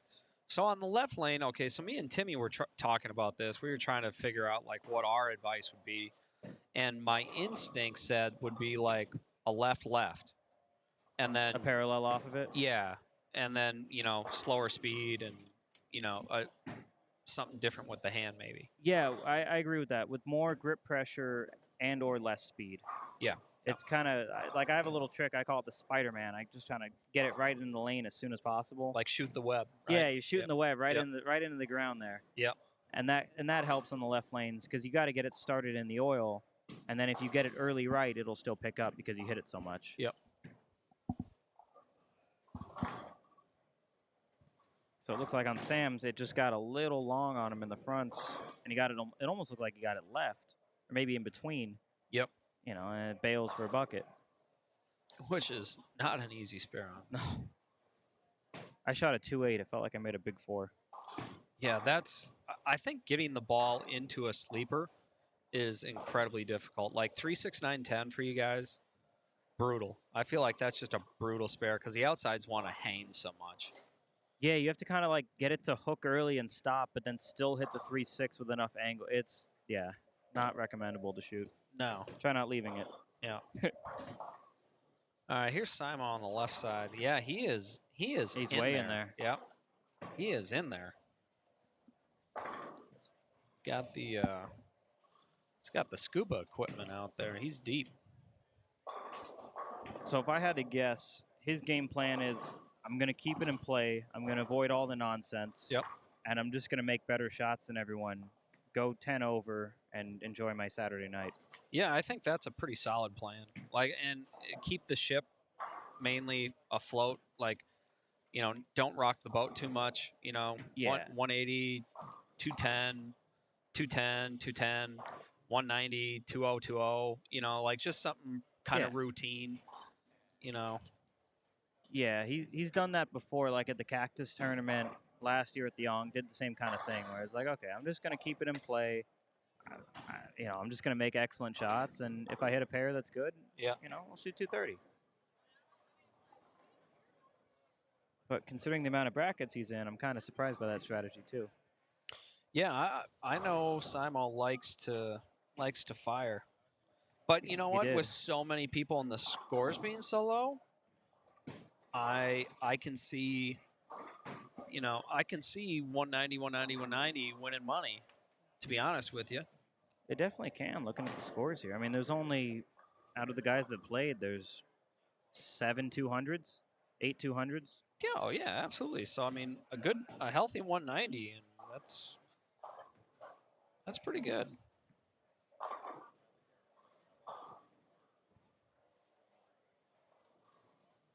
Yeah, that's pretty darn good. Yeah.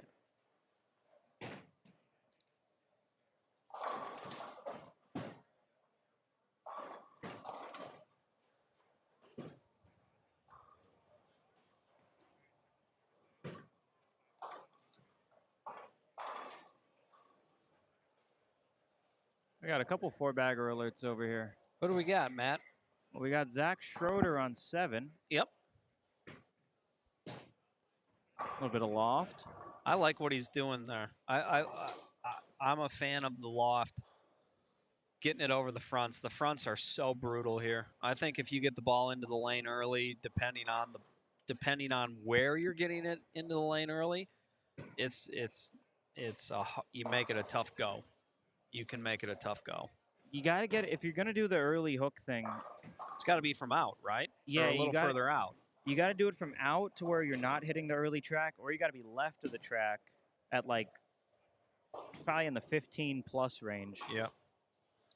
Otherwise, if you lay it down early in the track, it's not going to make it to the arrows. Yeah. And then it could do anything. Yep, I agree. 4-bagger there on lane 9 for Dylan Taylor. New Mexico Open champion Dylan Taylor. Yep. Bit of an odd setup, right? Oh, yeah. Unorthodox is the word I would look for. A bit unorthodox, but you know what? Real simple game. Yeah, this is the Dylan Taylor Open right here. I tell you what, I mean, watch this guy on. He's on lane 9, so that's gonna be. He's kind of he's on the left side of the right tile, right screen. Dylan Taylor here, bit of an unorthodox setup. Bit of an unorthodox game, but fall it right back. That's very effective. Oh yeah, I'm gonna say that is there, and we got a 5-bagger alert, but I don't know how to queue up the icons. So, he's in his wheelhouse right now. Oh, he is, man. He loves doing that. He's like a modern day Dale Traber. Yeah, okay, I can see that. Right? Yeah, modern day Dale Traber. Just up and at him like that. Yeah, absolutely. Just a real pit bull. Like just grind him out. Just grind him out. Like he's tough. He's like it's like a railroad spike. Just tough. Yeah, when he won that New Mexico, that was the hardest they had been in years. Yeah. And I mean, he beat Frankie in two-game matches. Yeah, that's tough. Two-time U.S. Open titleist right there. I mean, geez. Look at that, Dylan Taylor, 224. Wow, that's nice. Nice going.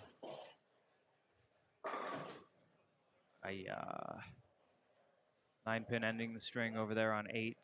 Looks like Tim Ursulo, if I'm not mistaken. Yep, Simo's fading it in there.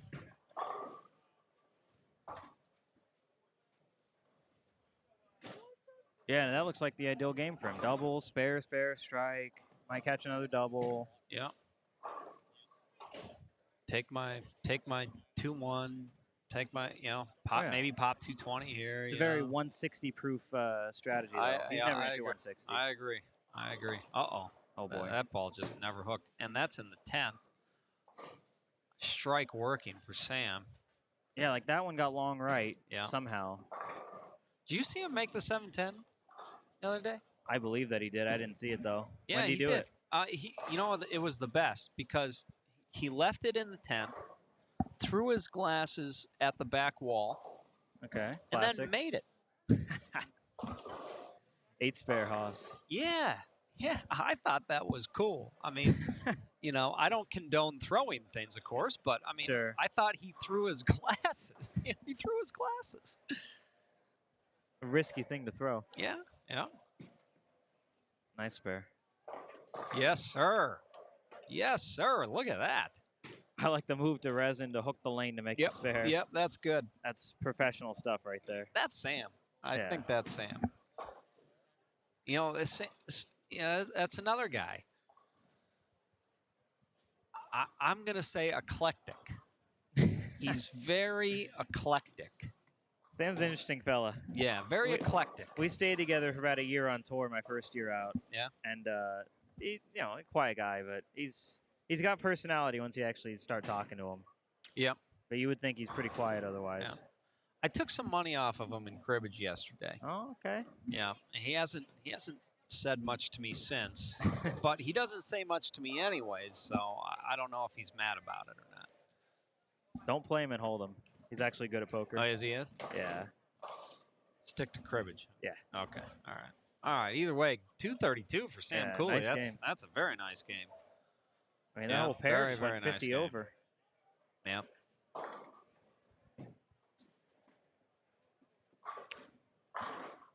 How do you feel about lanes 15 and 16? I think it's a good pair. Yeah, we agree. We called it. We have nicknamed it the U-Haul pair. The U-Haul. I heard that the other. I didn't know what that meant. Yeah. Because Why the U-Haul? Because you're moving. Yeah, you're moving. Okay. It's time to move, baby. I think a lot of these low-end pairs are better than people The high might end? think. So the low-end pairs here. Okay. All right. I think these pairs are nice. I think the high-end pairs are a bit hit and miss. You could get a pair that is nice, and next pair over is not so fun. Okay. But we bowled on most of these pairs last year, and I thought the single-digit pairs are probably the best. Really? And then the high-teen pairs were pretty good too. Okay. Like I heard y'all talking about the 3 and 4 pair. I think that pair is China. You like that pair, huh? Yeah. It was, Okay. Somebody told us it was really miserable. But you know, it's I think they realize. I think 3 and 4 they're very different to each other, but I think they're generous once you get lined up to it. Okay. So if you try to play 3 like 4 and vice versa, you're not going to have fun, and you're going to shoot 160. Yep. All right. There we go. I think Local myth debunked. Yeah, I think the whole concept of good pair, bad pair, like I don't know. Oof. Good shot pair there is for a pair. Kyler. We actually have a nickname for Kyler locally. Yeah, what's And that? it's funny, I almost commented that when Timmy was in the booth, but we call him Franchise out here. Franchise. Yeah, Why is because I that? was doing a coaching biz out here when I was out here, and he was, he was our, A+ guy. He was our top guy. So he was the franchise player Oh, all right. for a whole coaching thing. Okay. Coaching bowling. Oh yeah, Yeah. 250 for Zach Schroeder. How about that? That's a big game. That is a very big game. He needed here. that too. I don't think he had a hot start. Oh. Got scores. We do have score update. Scores are updated. We're going to pull them up, see what we got. got here. Only Saturday. 1 p.m. Cooley had 40, 40, and 30. He's gonna make some money. Yeah, that'll pay all right. Yeah, that's only $1,000 set. Oh. Dylan's also. I mean, you got 1-2 in the field right here Yep. on lane 10. Yep. Yeah. Scores look a little bit higher though. They do. Tad bit higher. Yeah, well, it's a stronger field, more bowlers. Yeah. A lot of You good know, bowlers up A there. lot of good bowlers. That number's going to get pushed up. Yeah, it was due. Yeah, it was. It was kind of flirting around at 30 under this whole time, and now there's gonna be kind of an upward push finally. Yeah. Simo, double, spare, double, and washout. You got an over-under on making it there, Matty? Simon's like even money to make that. Even money, okay. It's funny. I'd seen your cross sheet here. I thought these were odds for the tournament or something. I was like, how is he 36-2 to win the tournament? Right? Yeah, we got it. We're making book back here. You know. I was thinking of doing that for the action matches. There we go. That'd be fun. You would have made a killing betting the under in the Rob match. Right? That looks like a spare. Yeah. Yep, that's a spare. Too good. Yeah, That's like a 2-pin for him. right. Yeah, Another Simon. 250 over here too. We're at 7. That whole cross. Oh wow, look at that, 259. Wow, Yeah, that'll do. that's a smooth 505 right there between the two of them. That's got to be high 2 games on a lane. Oof. Or this whole tournament. Oh, I agree. I agree. That's healthy. What else we got going on here?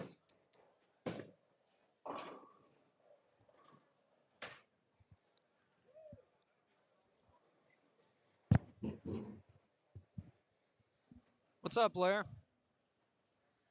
I was chatting in the tournament office about the prediction that many of these bowlers will re-enter for the next. For the 6 p.m. Yeah, because there's a minimum of 2 squads for the Desperado. Oh, that's right. So there were several unique entries. This squad. This squad that need 2 to qualify for that Desperado. Yeah. Desperado. Karaoke. Why don't you come to the senses? All right, that's enough of that. Big 10th frame here for Alec Johnson on 11 here. Uh-oh, he's down on a knee. Oh, flush Brooklyn. He was praying to the Brooklyn gods. Down on a knee, praying to the Brooklyn gods. That's got to give you a little, like, that's got to give you at least something, you know. Getting down on a knee? Yeah. Yeah, It's saying got to a give you prayer? a little bit of help. Yeah, get down on a knee and say a prayer. Otherwise, he goes like. I like it. Otherwise, he goes like 4-pin Brooklyn, you know? Yep, yep. Or the worst is the upper decker corner pin Brooklyn. Oh, that's the worst. That is the worst. Like, you're like, oh no. Then you're like, oh yes. And then you're like, oh no. I had a Brooklyn solid 9 earlier in the tournament. Slammed a 9, broke. I was Oh, like, man. that can't be right. Yeah. No, that's such a bad beat. That is a bad beat. What? No. No. No. I got the first one, though. Yeah, I I got him the to 2. first one. Got the 2-0. Does that count as getting onged? What do you No, think? no, Dang God, it. no. That's a bad shot. All right, fine. If it's close and you get the bad result and you get 6, Then then it's- that's getting on. Okay, all right. But just throwing it plain old bad, no. All no. right. You got that one coming. So it's not a tap, the Ong. It's just like it's bad, just pretty bad results. it's a bad result on a decent effort. Okay. Okay, we're gonna qualify that decent effort. But if it's just plain old bad, like 5 right, like we know what's Yeah. coming. I mean, come on. We can't give you that. No, we Yeah. know what's coming. Okay, thank you for the official classification There of we the go. getting onged. Yeah, helps. that's right. Yes, it really does. It does. Yeah. Yeah, it does. Yeah. Got Darren here in front of us. He went 2-0, 2-0, and then it looks like he's on the struggle Yeah, bus this he game. is on the struggle bus. He's just in between, I think. I think he moved in the middle part of the lane, and I think he just needed to either tighten his angles or move further left. That looks pretty steep. Yeah, it's just his angles are not right. It's so easy to do on this because you feel so much hook in the fronts. Yep. And you're like, oh, I can get a little steep here. Nope. And then it hits all 6 speed bumps that are down lane. Oh yeah. You can see it too because when the machine's going up and down the lane, So slow when it hits oh 30 my feet. gosh, You've seen that, you yeah. can see it just slow down to a crawl. Right. You know, and you're like, oh god, here we go. There's one. There's 2. And it's like quick in the fronts too. So my suspicion on what they did to the pattern this year is that they took some of the oil out of the fronts and just added to a bump. They probably added a couple 2-2s Yep. Down lane. down lane. Yep. And added the foot, added Yep. a couple mils, but because Yep. you can't play straight this year. No. Last year you could only play straight. That was the only way to play them. Okay. This year it looks like they're kind of giving you some option. Like I think there's a time to play straight.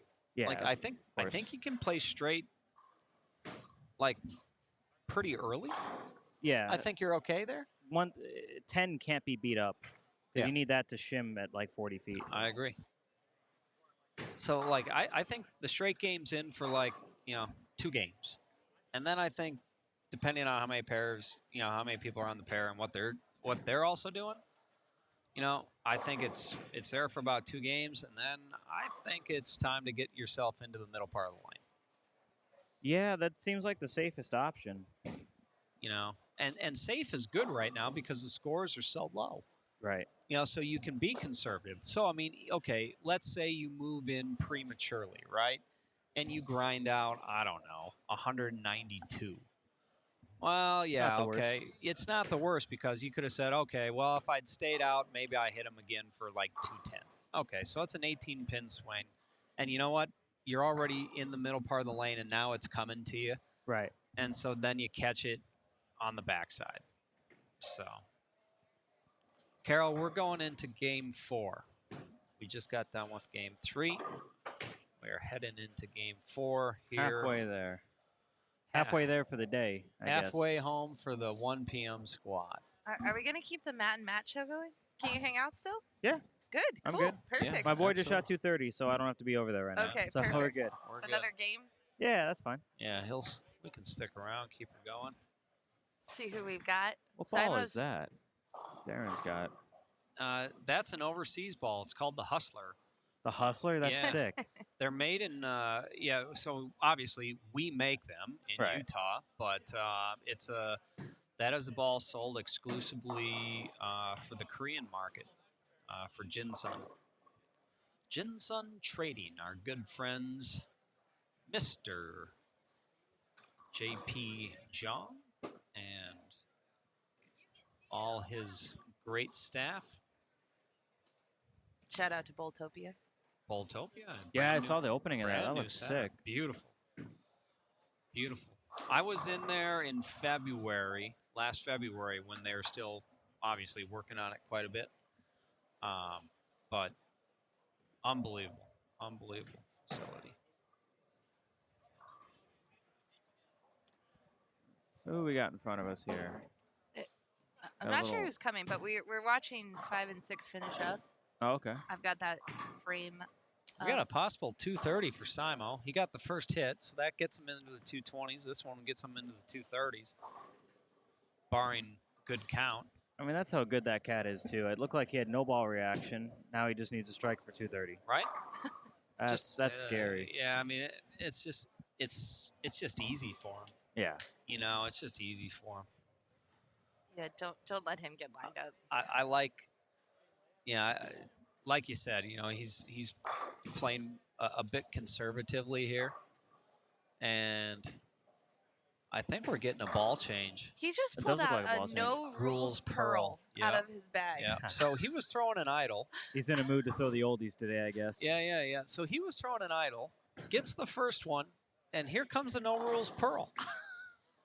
That's hilarious. That was a good ball, 2-8 though. Was Yeah. it 2-8-10? Yeah, 2-8-10. Yeah. Not ready for it. But you know Nope. what? To him, I guess it didn't matter if he shot 230 or 220. Absolutely. Huh. Interesting. Yeah. Well, you know what? That's what you get when you're one of the best in the world. Good for him. Good for him. That is that's confidence right there. We've got some Flora fans in the chat here. We do. Go Flora. Oh. That's the problem with the speed guys and the Oh, tilt yeah. guys. Yep, I think I both. agree. I That's like a agree. double bad combo. I agree. I don't think anyone with high tilt besides Matt Jones bowled pretty well. Yeah. And for me, I can see some speed, but with all the speed bumps, I think speed can get you in trouble. Oh, yeah. Because that just opens up the washout in 210s Yeah. way more than needs to be. Absolutely. Can I be an ignorant bowling fan for a second? Sure. Okay, speed bumps. Was that classified because of speed? Is that why that, or was it truly in the pattern that it looks like speed bumps? It looks like a speed bump. Yeah, but are they always speed sensitive? Absolutely. 2-2s make it very front to back sensitive. Okay. And then also dropping,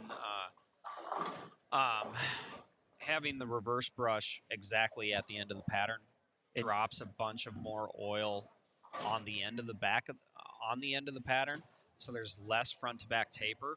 So your front to back taper is you're pretty flat there as well. Not only side to side, but front to back, you're flat. And when you're flat front to back, it's very speed and release sensitive. Gotcha. So, like, It makes it crispier down lane because they go from you have whatever amount of units to 0 units, and then all of a sudden that oil gets there, and now it's like, okay, now we went from 0 units down, we have like 4 units down lane. So it went from crispy to, okay, now they're carried down. well, it just increases, it increases the amount of oil at the end of the pattern. And so they stretch really fast. Yeah. They're very speed sensitive front to back. I had a suspicion about that drop brush at 45 feet. Yeah. You mentioned that. I kind of felt like it, just based on how fast they carry down. I mean, like, when I see that kind of stuff, I'm like, okay, bigger balls, like bigger cores, bigger covers, because those help smooth out that front to back, because they always want to get started, right? It's the same theory as using urethane. Right. Okay? It's the same thing. You're trying to make it slow down so the ball is not affected by that extra oil at the end of the pattern, right? Exactly. So you can smooth out that transitional window. Okay. So this is where bowling gets hard, because, okay, you're like, okay, now I'm forced into the bigger covers and bigger cores. I got to make sure my layouts match what type of bowler I am, and then I got to make sure the surface is correct. So now you introduce so many more variables there, which is completely guessing. Yeah, and then you only get a couple tries at this too, so it's not like you get 4. It's 3 qualifying blocks, then a cut. You kind of got one shot, and then you got one shot again. There's not real much continuity there. So, yeah, it's like, okay, so like right now, say you're a tilt guy, right? Okay, say you're a tilt guy. Yeah. So you're fighting with every fiber of your being to get the ball to be more forward and smoother off the spot. Agreed. Right? And if you're a roll guy, you're just trying to get the ball down the lane because because the fronts are like flypaper. It just needs to not hook in the fronts. It needs to roll in the fronts. Yes. I guess that is a way to put it. It needs to get down the lane and see it, but not see it, right? Yeah. I'm making perfect sense. It's clear as mud. Oh, I get what you're saying. Yeah. The tilt and the speed guys having the same issue, and then we got our guy Flora here. It looks like he's both. That's a tough matchup on this. Yeah, absolutely. You got to just bowl better than everyone else. Yeah. It's very circumstantial, right? But if this tournament was happening in, let's say, New Jersey, where we got beat up fronts and you need some tilt, never know. Yep. Might look a little better. It might look better. But I mean, these panels are beat. They are pretty bad. They are. I mean, they are aged. Yeah, there's a few centers like this out here in Arizona that they're pretty beat. Ironically, where Wesley shot 9, that's probably the worst panels in the state. Really? Yeah, at Glenfair. That place. It looks like it's wood, but it's synthetics. Wow. But it's like the gutters on 1, 2 on both sides. If you get it going up it just falls right in. It's like caved in. Yep. Then you go to like Sun City and you got these beautiful fresh anvil lanes, and it's it's a mixed bag. Yeah, it really is. The tough part is proprietors are the playing field, right? Yeah. And you got to look at you got to say, well, proprietors just replace their panels. Well, why? Yeah, there's no reason to. Open bowlers don't care. No. And where do they make the most money? Open bowlers. They come in, they patronize the bar, restaurant where proprietors make their most margins. Best margin, yeah. Best margins are there.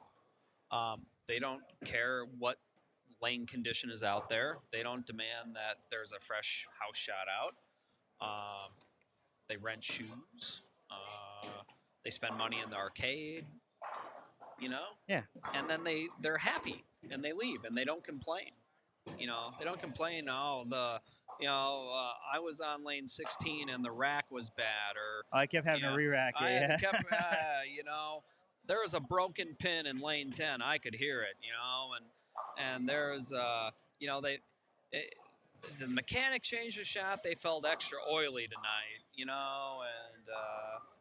and this, it's just the nonsense, right? And so this guy's so good.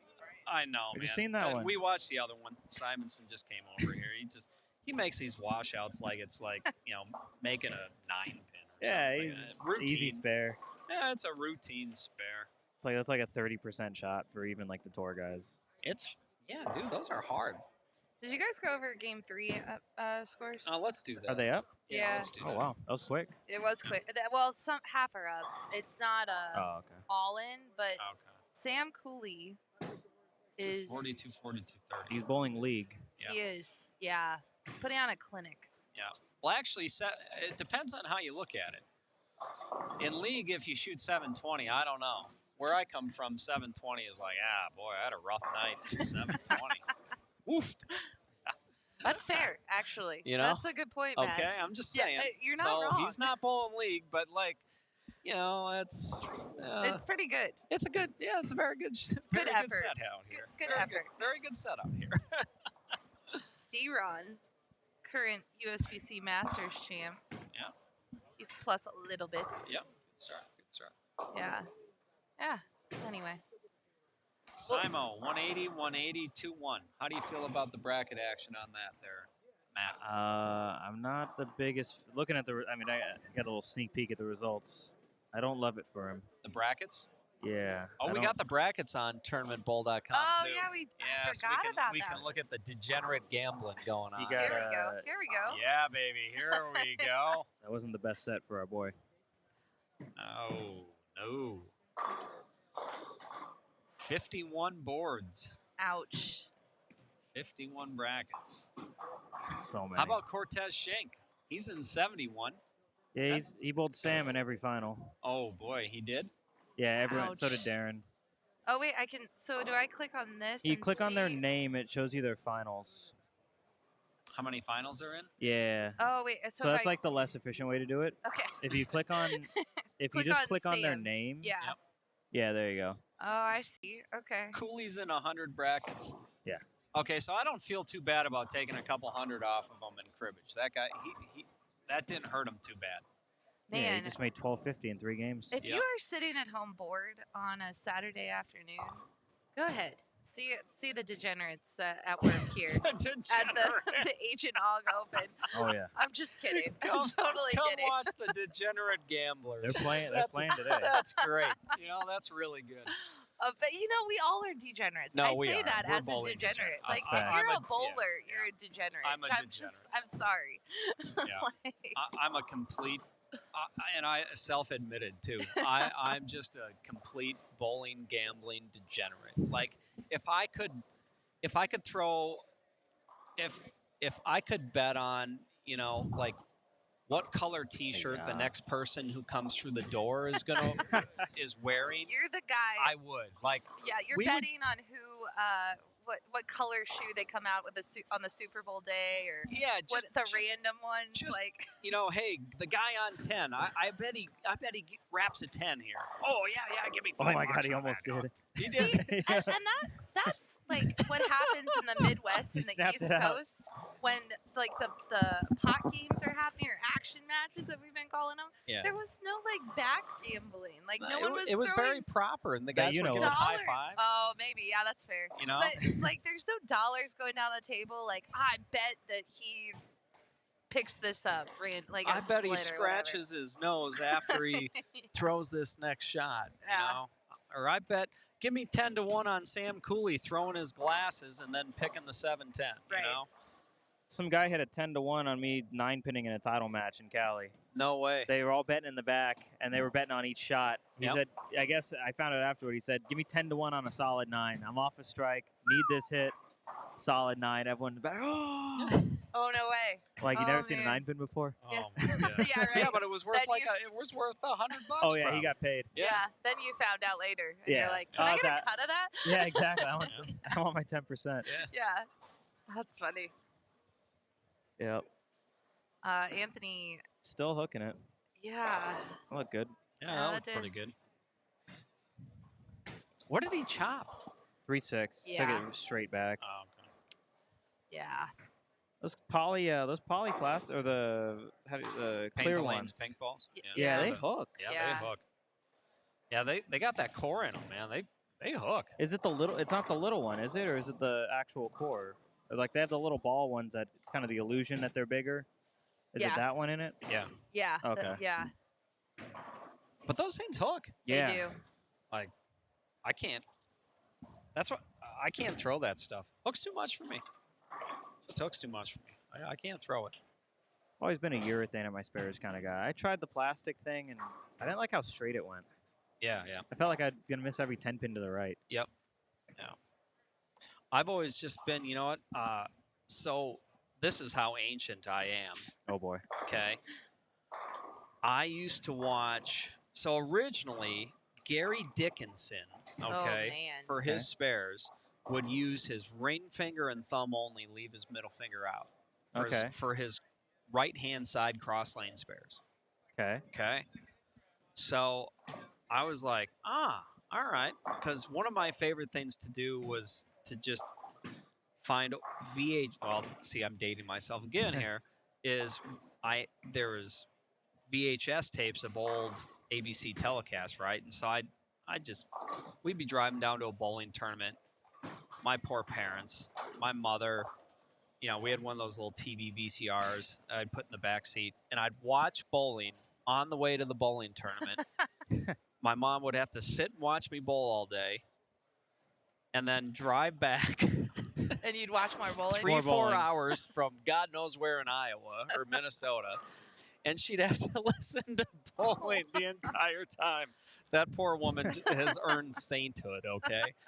But anyway, so I picked that trick up. I'm like, oh, okay.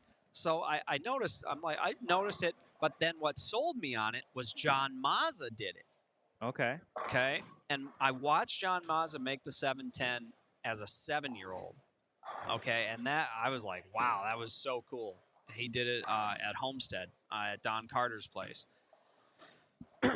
And so I'm like, okay, there's got to be something to this. And so I started messing around with just using my ring finger and my thumb. And I could just dead flatten the ball out. And so I shoot all my left-hand spares. Well, now, since USBC made the rule, Right. I had to change my technique, right? So for a long time, I shot my spares just ring finger and thumb. And I could use a sanded proton physics. It wouldn't have mattered. Right. Because it's just a dead kill shot. So when USBC made the rule, then I had to switch, and I switched to my pinky and my ring finger, and I put them in both holes, and I just get it just dead flat off. I can throw any ball. It's interesting. I got a funny story about that kind of grip. All right. Because I've used that grip before. I bowled a college tournament as a freshman, and the day before we left, I had to do this drill where I had to shoot 1150 for 5 as a 5-man team game with 5 balls. And then once I did that, I could leave. Yep. And I went 8 games of 5-man team. And I couldn't stop early because I was out of wood. I went 11:20, 11:30, 11:20. I bowled 40 games. Couldn't get it done. I was there for 12 hours. My middle finger completely split open. Wow. Unusable. Yep. Bowled the college tournament with the ring and pinky. Yeah. And ever since then, I've been once in a while, I'll pull that out and actually use Yep. that. So when I won the Peterson, okay, I was using my thumb ring finger grip on strike shots Makes sense. with Especially a the sanded Peterson, yeah. black Phantom. Oh. Legendary ball. Yeah. Hey, Yeah. hey, Matt, we Yeah, got yeah, a yeah. coffee creamer maybe. Oh, do we? Where is May- it? It's on lane 6. 6. All right. I'm getting the graphic ready. Is that a 5 spare? Is that a coffee creamer? Well, I call it coffee creamer because it's half and half. You got half. Oh, on half the and first- half. Yeah, That's funny. A half first shot. I like half that. second shot. I'm getting the graphic ready, so I'm either black clouding, but I don't think I can black cloud a 5 count. Maybe I can. It's possible. You ever try the Billy Oatman for your spares? What's that? Thumb only. Oh, He wow. shot a 7 pins with his thumb only. Yeah, you can't do that no more. Yeah. they don't You let need a you. ball with one hole in Yeah. it. Just, They don't let you do that no more. yeah. All right. We didn't get a coffee creamer. No, But we I'm, were I'm close. waiting. I'm ready for that graphic to happen. Yeah, we were close. It's harder than you think to get half and then get the other half on the next one. Oh, it's quite difficult. Generally, they're not in the same space. The 5 is usually some over here, some over there. We got did. Five-bagger alert. We did have Oh it. boy. We already had it. Lane 8. Yeah, that looks like Yeah. a 6. Yeah. I think it popped up and said 5. No, that's got to be strike spare. You'd have 180, I think. Yep. I don't know. Anyway, That's definitely a 5-bagger, though. That's 5 X's. pretty good. Who is it? I think it was either Paul Jones. I'm not sure. I just saw that. might be I Eileen. actually, as he was walking away, it was five bagger up on the screen. Ayo. So I was like, all right, gotta hit the button. Yeah, that's all right. We got to hit the button. Get the sirens going. I was also distracted because Carl Ong is making his way into the booth next game. So All right, there we go. We're gonna chat with the Agent Ong Yep. Open, the I creator. gotta find Tim. We gotta get Tim and Carl together. Yeah, no kidding. They got good banter. I like their Absolutely. banter. Yeah, we gotta get them together. We'll find him. Yeah, Track him down. Tim Mack, if you can hear us. Mr. Zweig, where are you sitting currently? Behind lane 11. No. See, that was funny. That was good. I am in 6th currently, tied with Mr. Chad Loosh.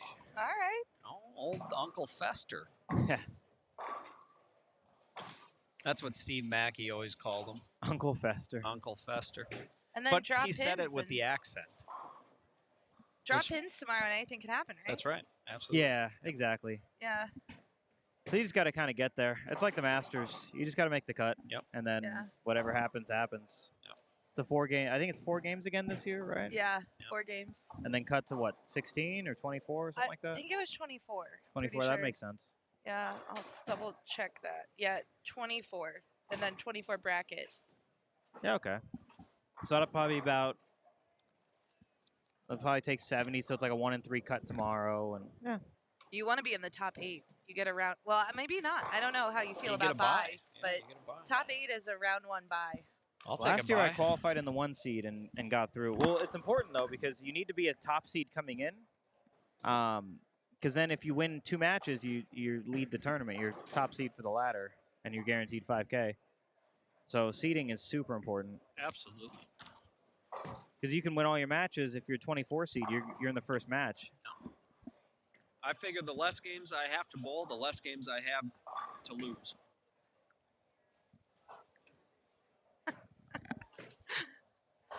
I like that.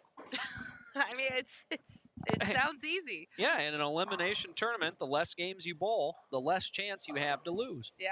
No, you're not wrong. You know? Because you can hit a buzzsaw.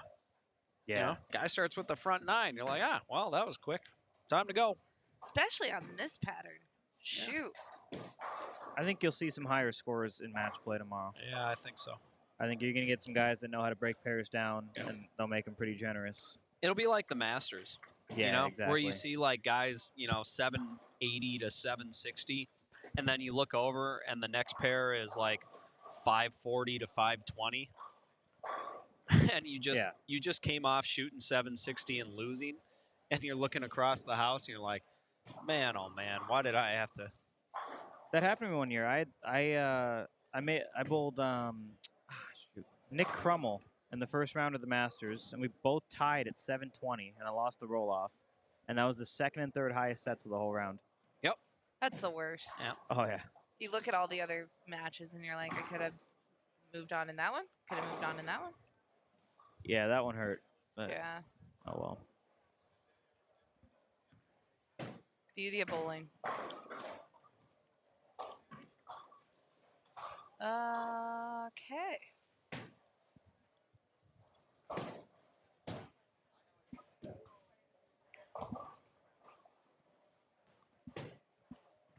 How many people are plus this set?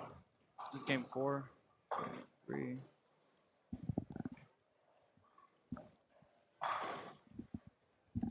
I'm laughing at the chat because Jonathan asked, was there any advantage to winning last year? That was a question to you. However, Amber answered and said, like what, other than the advantage with having or with leaving as the winner and with the money. Yeah, I got 10 grand. That's the advantage. Yeah. But yeah, he was more asking if there was an automatic like berth into the cut or anything. But I wish. Yeah. Unfortunately, not. get a bowl like everybody else. Oh yeah, 10K sweet though. it was very nice.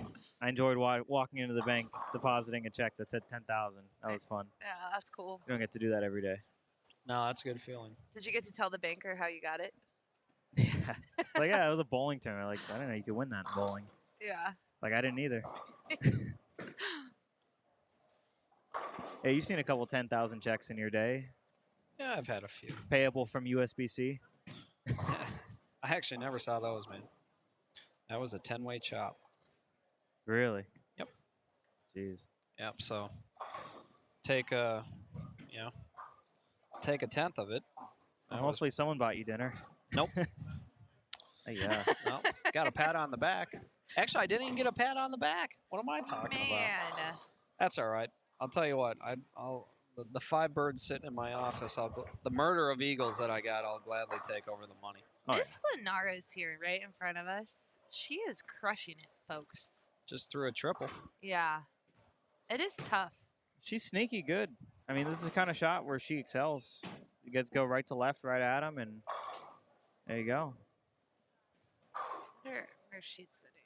Let's see. Yeah, hopefully she's not 100 under after I said that. I know. Well, she went even that other set. Yeah, she bowled well. I don't. Is she not? Why is she not popping up for it? Interesting. Yeah.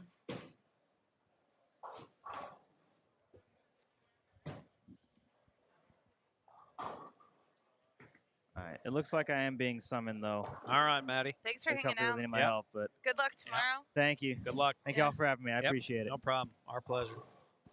Matt Zweig, everybody. Really good insight from you two. Yeah. Love it.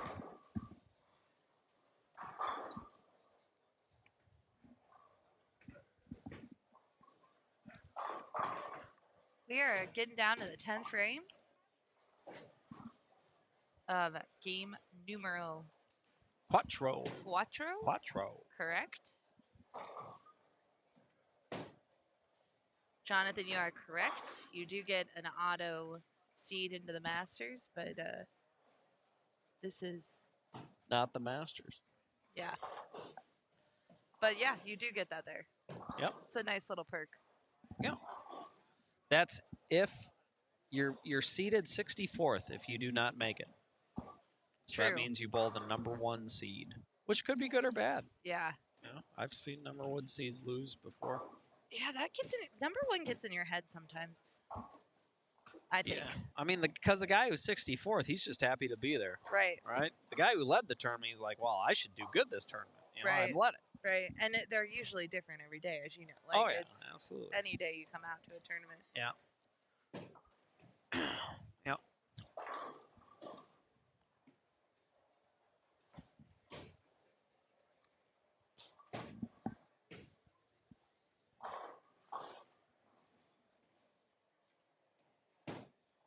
They were talking about Ben Perry, the locals.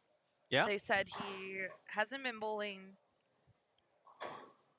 at a really high competitive level for very long, Uh-huh. but he worked really, really hard, and now he's one of the top scratch players in the area. Really? Yeah, All right. pretty cool. All right.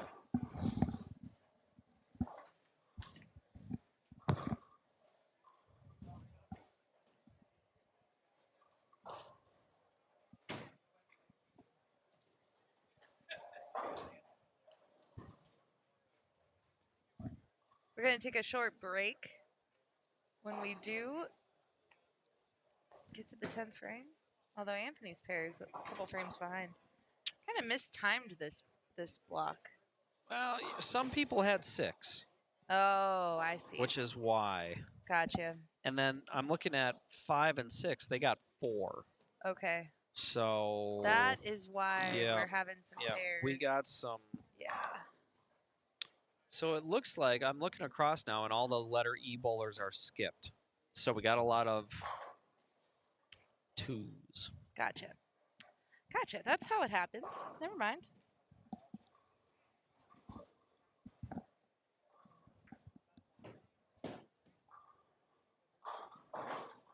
I still miss Radio Shack. I was still thinking about that. Radio Shack.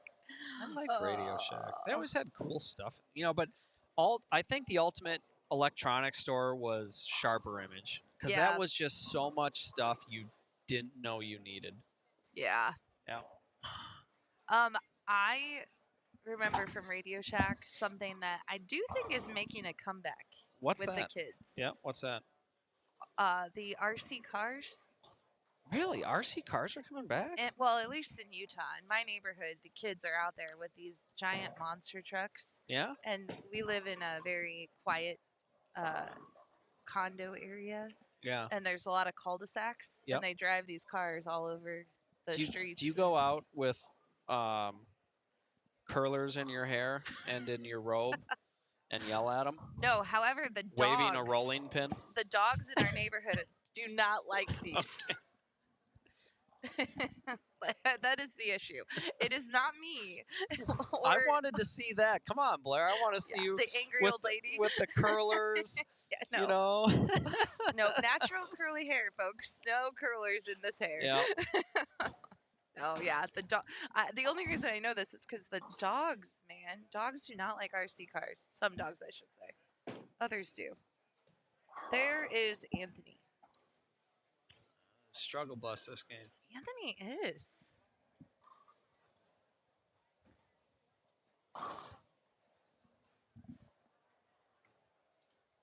How many brackets did Simon get in? 70? 70. Cooley was 100.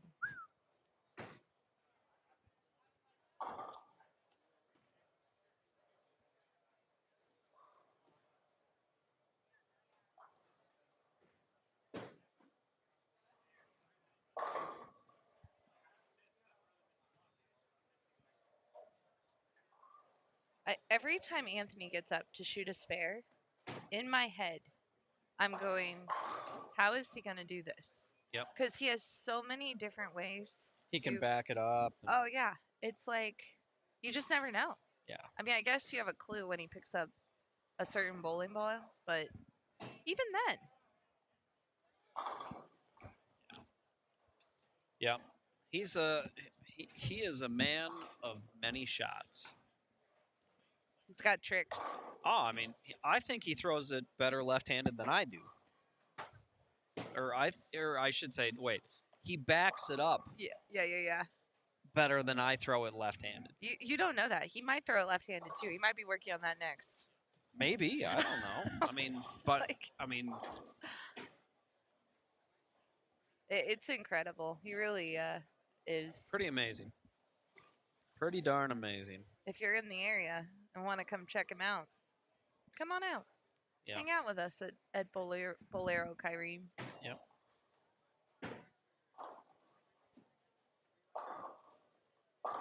I went down here because we have some bowlers finishing out a game. I'm trying to see. Brian Hernandez can get to 216, which is pretty good. That's a good game. Yeah, he's clean. Clean. Yeah. Yeah, 2 doubles and clean. I'll take it. Oh, absolutely. I'll take that all day long. All day long. I like how Mr. Arse on 9 and 10, our sweeper winner, Yeah, he's got the shades on yeah, backwards. he's cool. He is a cool guy. You know, the last time I saw somebody wearing shades like that in bowling, Who or when? Pistol Pete Thomas Pistol Pete. at the High Roller at Samstown in 2008. That Wow. was the last time in my life I have seen somebody bowl wearing the sunglasses backwards. He's And done if it the you're entire going to time. say that I don't get out very much, I'm going to say my rebuttal is I've been in a bowling center most of my life Yeah, since 2008 and before 2008. sure. So yeah. there you go. Yeah. Yeah. Mr. Arse also is one of our sponsors, Yes. Acclaim Garage Doors, Yeah. and having a good garage door guy pays. Very important. It Very pays. important. If you've ever had a broken garage door, which I've had too. It's a So, sinking feeling yeah. because you can't get your car out, which means you can't go anywhere. Yeah. I've had it break open, which is also a sinking feeling. That's not good. Yeah. It was, yeah. Luckily, I had a good garage door guy. So I'm telling you, if you're in the Arizona area, call Mr. Arse. Yeah. And El, get him on speed dial. that's right. El Bolo Loco. Who was in the booth? It was Matt Zweig. Defending champ. Defending champ, Matt Zweig. Now, does that count as getting onged, or was that a bad shot for Mr. Simonson? Oh, it was a fill ball. Never It was mind. a fill ball, and Yeah, he tried a never different mind. ball. Never mind. Yeah.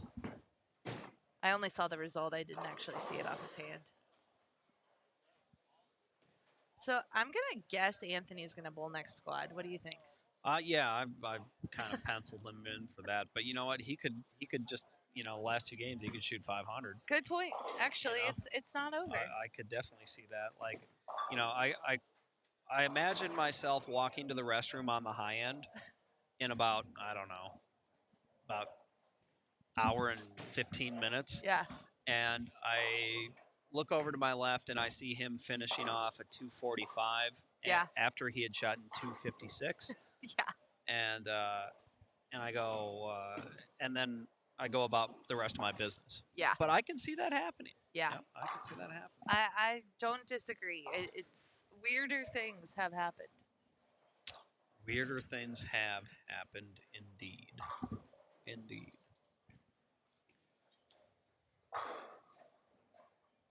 Well, Blair, I'm going to go fill up my water cup. I need some water. We're out here in the desert. It's dry. I got to get some hydration. I understand. We're going to make it 2 frames. We are waiting for Agent Ong to make his entrance. So when he arrives, we'll back start on. chatting. Yeah. Yep.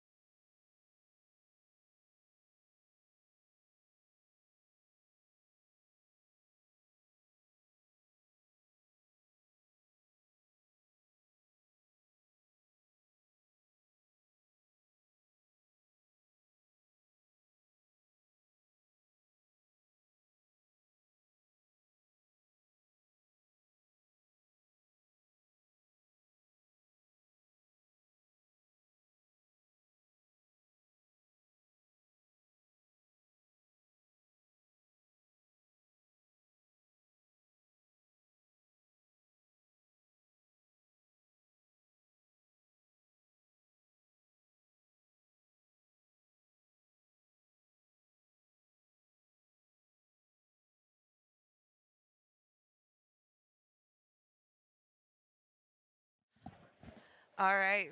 We are watching the 1 p.m. qualifying. This is the largest squad ever here at the Agent Ong Open. Mike wants to know who or what is Agent Ong? Well, Mike, Thanks for tuning in. Agent Ong is the creator of this tournament. Carl Ong, he has been in the bowling industry for so long. He's an avid bowler. He's bowled at so many levels, made tons of friends, has tons of fans, and he decided to put together a tournament to give back. Not only does he give back to bowlers through this tournament, he also has a scholarship, so he's raising money for that. Elizabeth wants to know how many live lanes are there. We're covering about 12 lanes for you. That's our coverage.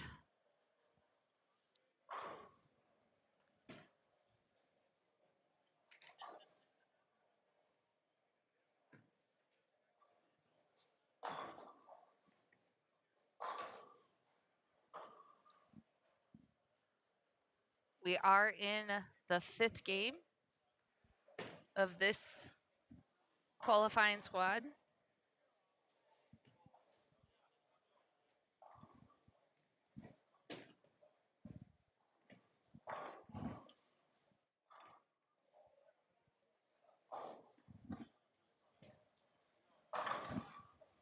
How's your water, Matt McNeil? Hydrating.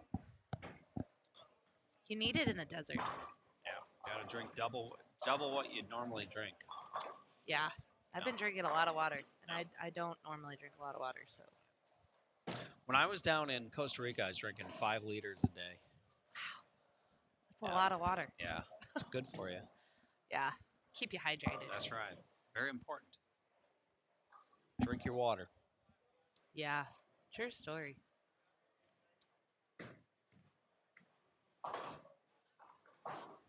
All right. Did What we do answer Mike in the chat? Yeah, We got him? I Okay. came back on.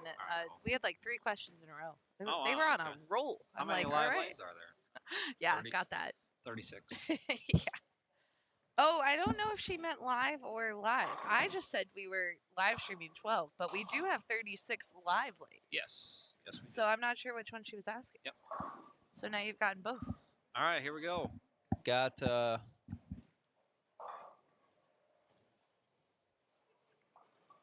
right. Got the boss man. What's going on, guys? Hey man, how you doing? How you holding up? I'm good. Good. You holding up? I had my first Red Bull All right. in like I saw about that. 2 Yep. years. Yep. So, yeah. I forgot what those tasted like. Did you get a regular or a sugar-free? I got a regular. Regular? Yeah. Okay, all right, Yeah, okay. yeah. I'm going to take all of it. Needed Sugar and all. Needed the full diesel. The full Yes. diesel Yep. fuel. Hey, have you seen Tim around? Where's Tim? So I believe Tim said that he was going to go to B3, Oh, that's where one of yep, our you know sponsors, what? to check it out. That's right. See the Calderons. Hopefully he's having a good time, and, he'll be back sooner or Yep. later. All right. Carl, this is your largest squad ever. It is. It truly is the largest squad ever. And it's funny, I'm getting a lot of calls for next squad. So I will tell you that I don't know if we'll hit the same number next squad, but I think it's going to fill up pretty quickly. So if you're on the fence at home, Yep. I mean, I have bowlers here saying, hey, can I run and go pay really quick for the next squad? So we'll see what happens. What are you guys seeing for scores? Like, are you guys thinking... we had a prediction back in the day. We did. How are we thinking that is now? We just took we took 15 more off the squad in theory. It just kind of moved that number of qualifiers to, I think, past 40 now, right? okay, so we have, I just want to verify, Chad is in here twice. Do we have any other double? I think that might be, well, we'll have to look. But anyway, currently the cut sits, At minus Minus 53. yeah, It might drop 1 because we're not obviously taking double. So when it all flushes out after the 6 p.m. squad, any duplicates would then just move a position down in regards to a cut. I could do this. Let's do a search of all the red names. Okay, he's only in once. Oh, well, he has to be in twice, right? Yeah, so he might be further down. Yep. Okay, he's out. Let's do Cooley. Out. Oh wait, there's 4. Yeah. Man, I'm not doing good on this bet. I'm getting crushed. That's all I know. Well, I'm even worse than you. Okay, Chad. Oh, between you, Chad. Chad I'm is even the farther than you. minus 15, looking pretty good, guys. Actually, I don't think so. I think it might still be too. I don't think the cut's just gonna. It's not going to miraculously Yeah. get back to 0. I don't No. think so. Good job, Carl. You made a really hard pattern. Well, That's great.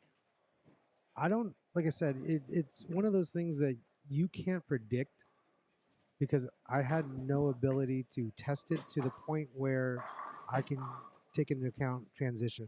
Sure. Yeah. You know, just because of the simple fact that I'm very stringent in the fact that I don't allow anybody to see the pattern or even test the pattern, even look at the pattern. And if they do, they're no longer eligible to bowl in the tournament. That's just for the integrity of the tournament. And yeah, I don't care if you know me for 45 years or 45 seconds. No one knows exactly what this looks like. You've been one of the very few privileged people to see it just because of the simple fact that I really just wanted to get your account of it, Matt.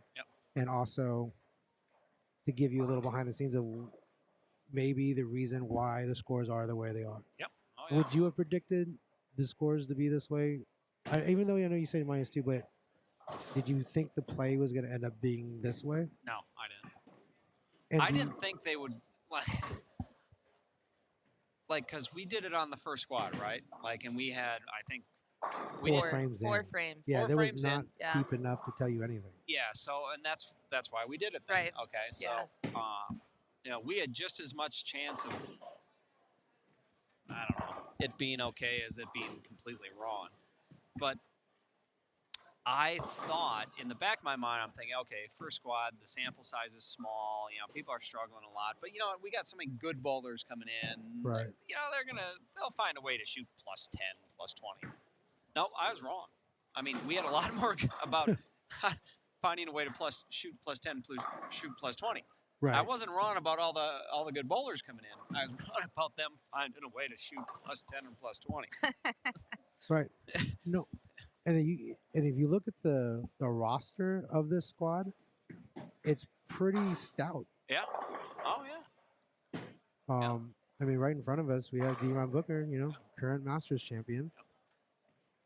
Landon to the left of him just shot 300, the only monster score of the tournament. Yep, 547 for 2. Carl, I want to show you this. No one got this, but we made a I graphic just saw. when What we're is when someone, how we were talking the other day, Tim the came up with washout, the that. 6. Right. Yeah, we decided that that's a you got onged moment, and so when it happens, we put it up for So everyone to experience. just so you know, that's actually been coined a long time ago. Oh, no way, really? No, and I just saw that. That just really made me laugh because That's funny. there's a gentleman here bowling my tournament right now. His name is Jared Kapoor. And so for the local guys that know me, they know I like to play cards. And he's one of the guys that I play a lot of poker with. Yep. And there was this stint in time where I'd always get rivered. Like I No matter what happens. I'd be ahead. You got a 2 or 3 outer, and somehow someone spikes it on me. Yep. So then they started calling it "you got onged," and you get sucked out on, and you just when you basically have the nuts, then all of a sudden, with Gone. 2 outs to go, I'm out. Yep. And so yes, while Tim didn't know that, so yes, it's very original to him. Unfortunately, and the phrase means the same.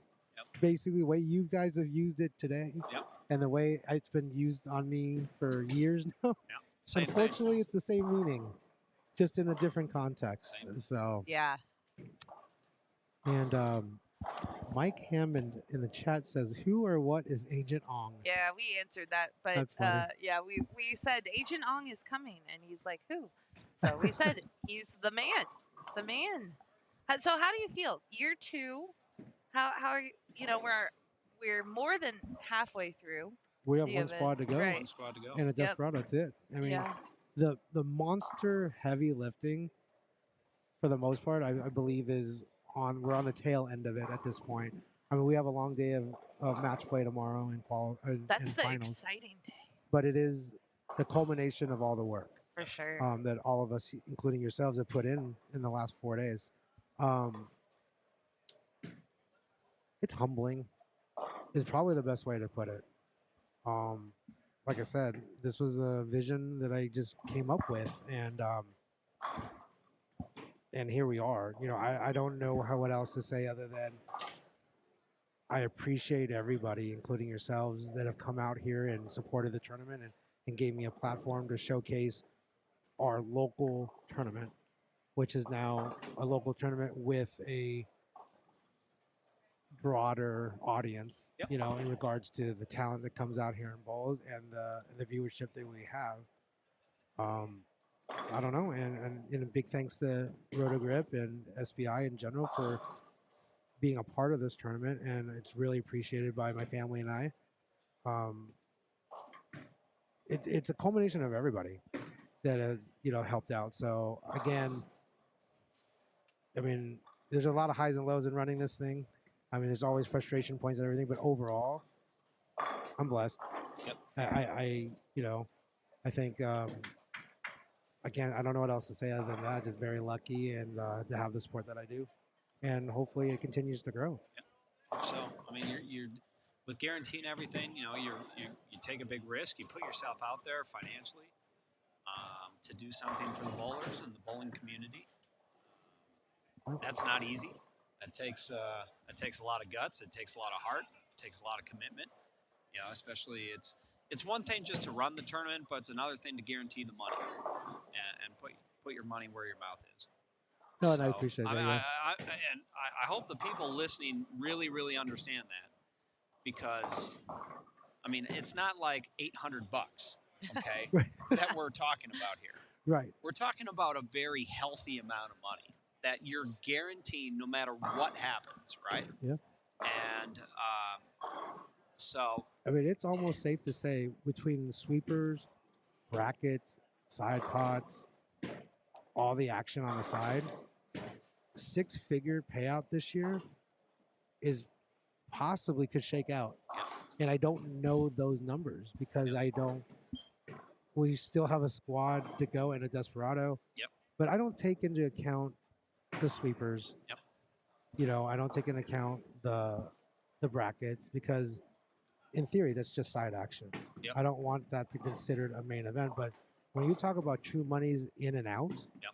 I mean, I really think that's a 6-figure prize fund that this tournament is producing in year 2. Yeah. So that's pretty big. Have a lot of people been getting in the progressive? How's the progressive doing? So just to kind of give you a little insight, on Tournament Bowl, if there's an asterisk, that means they're in the progressive. In the progressive, okay. So, and that's going to be interesting to see when you look at the step ladder finals, who has the asterisk. Yeah. Now, to talk about the progressive really quick, Acclaim Garage Doors is the one that is funding for the next 5 years. So Michael Arce, right here to the left of us, bowling on, I believe, 9 and 10. He owns Acclaim Garage Doors and Swaro Lift. They're 2 sponsors here of the Agent Ong Open. Yep. And he has put up $1,000 over the next 5 years to kind of fluff up this fund a little bit. Yep. And all the entries, 50% of the side pot action from this year goes to this current year's pot, and the other half pads next year's pot. Okay. So, how do you win the pot? You just got to be in it and win the tournament? No. So what happens if you win the tournament, it's basically risk versus reward. That's what we call it, the RVR. Yep. They get a free roll on the first strike. So as soon as the tournament's over, they're going to move 1 pair to the right. Okay. First lane. On a fresh fresh pair. Okay, fresh pair. And, well, I wouldn't say fresh because it's, in theory, match play. all the match play. They're just going to go to that pair. Yep. and they're going to throw one ball. It's a free roll for 25%. Yep. Let's say they strike. Yep. They have an option. Yep. They can walk with a 25%. Yep. Or they can shoot again for another strike at 50%, one lane over. Okay. So now they say they strike twice. Now, do you take half, or do you roll again for 75? I got you. Okay. Yep. The premise is this: I think whoever wins it might just go all the way with it because it's such a small amount. Let's say it's only $1,500, $2,000 as Yeah, an example. you're incentivized to just go for Go it. for it. Yep. Now, let's say they miss. Yep. And next year's becomes $5,000. Yep. Now what do you now every shot's worth $1,250. Yep. Next shot's $2,500. You know, Yep. is there a point? Now let me ask you. You've bowled all over the world and bowled for a lot of money at times. Let's say the pot ends up being 10, 15,000. Yep. The first shot's, let's call, $3,000, $4,000. Are you content with 8,000? You just almost doubled your main event first place prize, or do you go for 12 and 16? Yeah. Or do you just let it roll? What do you do? See, for me, I'm a very conservative player. So, You take the free roll once, and if you strike, you're just done? yeah, I'll take my bonus money. So now imagine all that money now rolls over to next year. Yeah. So this pot, in theory, I'm hoping over the next 3 to 5 years can be more, it'll be more than the main event first place prize. Yeah, that's pretty cool. I mean, ultimately, if you can build it up like Jamie McWilliams Oh my at the goodness. tap, his progressive, It's over $100,000 yeah, right now. it's crazy. And and what's weird is, I mean, that's such a healthy pot. Yeah. But the last couple of years, from what I understand, they didn't get into the pot. Exactly. The winners have not gotten in. No. Yeah, and we have for years tried to tell them, like, just use your lunch money one day. Right. No, I mean, and I'm thinking, but why? Right. Is it people that just assume that they don't have an opportunity because they don't believe that they can win? Or It's what a do you- mixture. The first squad you enter you have to be in the progressive that first squad, Uh-huh. and sometimes they just don't get in that first squad, and then it's like it's one and done. Like, so if you don't know and you forget or someone else puts you in, let's say, and they don't hit the button, which happened to one of our finalists one year, or one of the Tats finalists one year, that the person who was bowling in the finals was sponsored, Okay. and so the sponsor didn't put him in the progressive.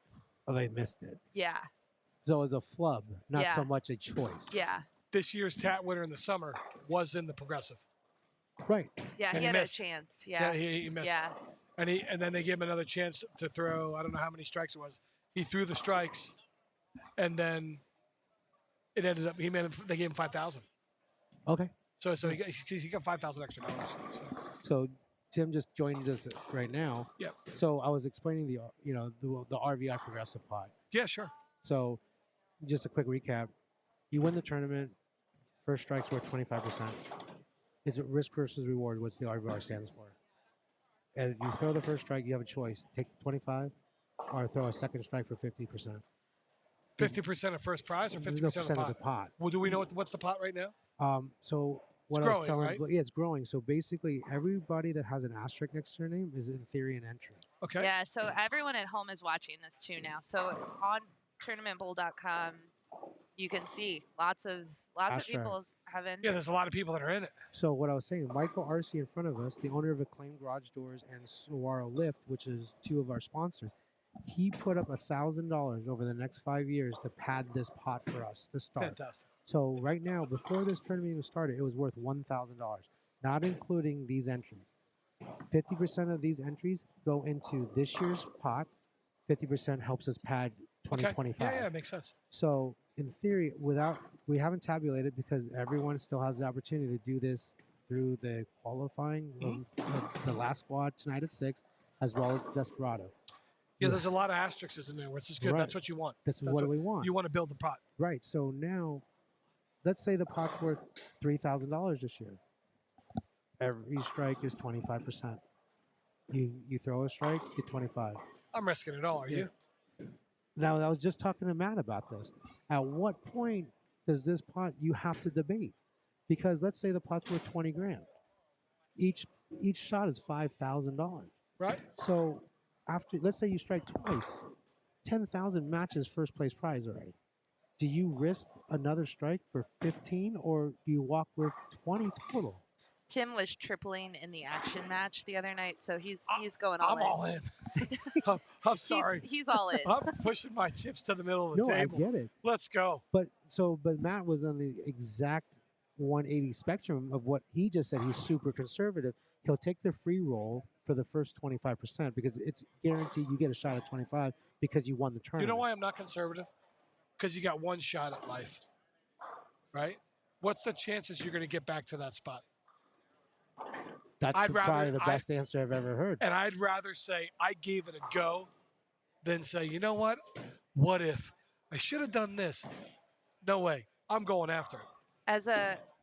As a tournament operator, I'm pretty sure you want both Tim and Matt's strategy because Tim's strategy, you keep all the money. Yeah, that's true. Matt's strategy, you still keep a good portion of the money. So No. you just want either of them. So Agent Ong's make it out okay either way. Well, hold on. The money's not mine. No. Yeah, I mean, no. I trust mean me. your tournament, like Right. The tournament. yeah. The tournament. Yeah, It helps build. It helps build the tournament. Right. Plus, if it gets up to like $100,000 and someone's entering for a chance at $100,000, everyone's going, put All me in right. that. Yeah. And that's the thing. And that's why Jamie McWilliams is one. Now, I've had the opportunity. I bowled the rollers back in the day when his dad ran it.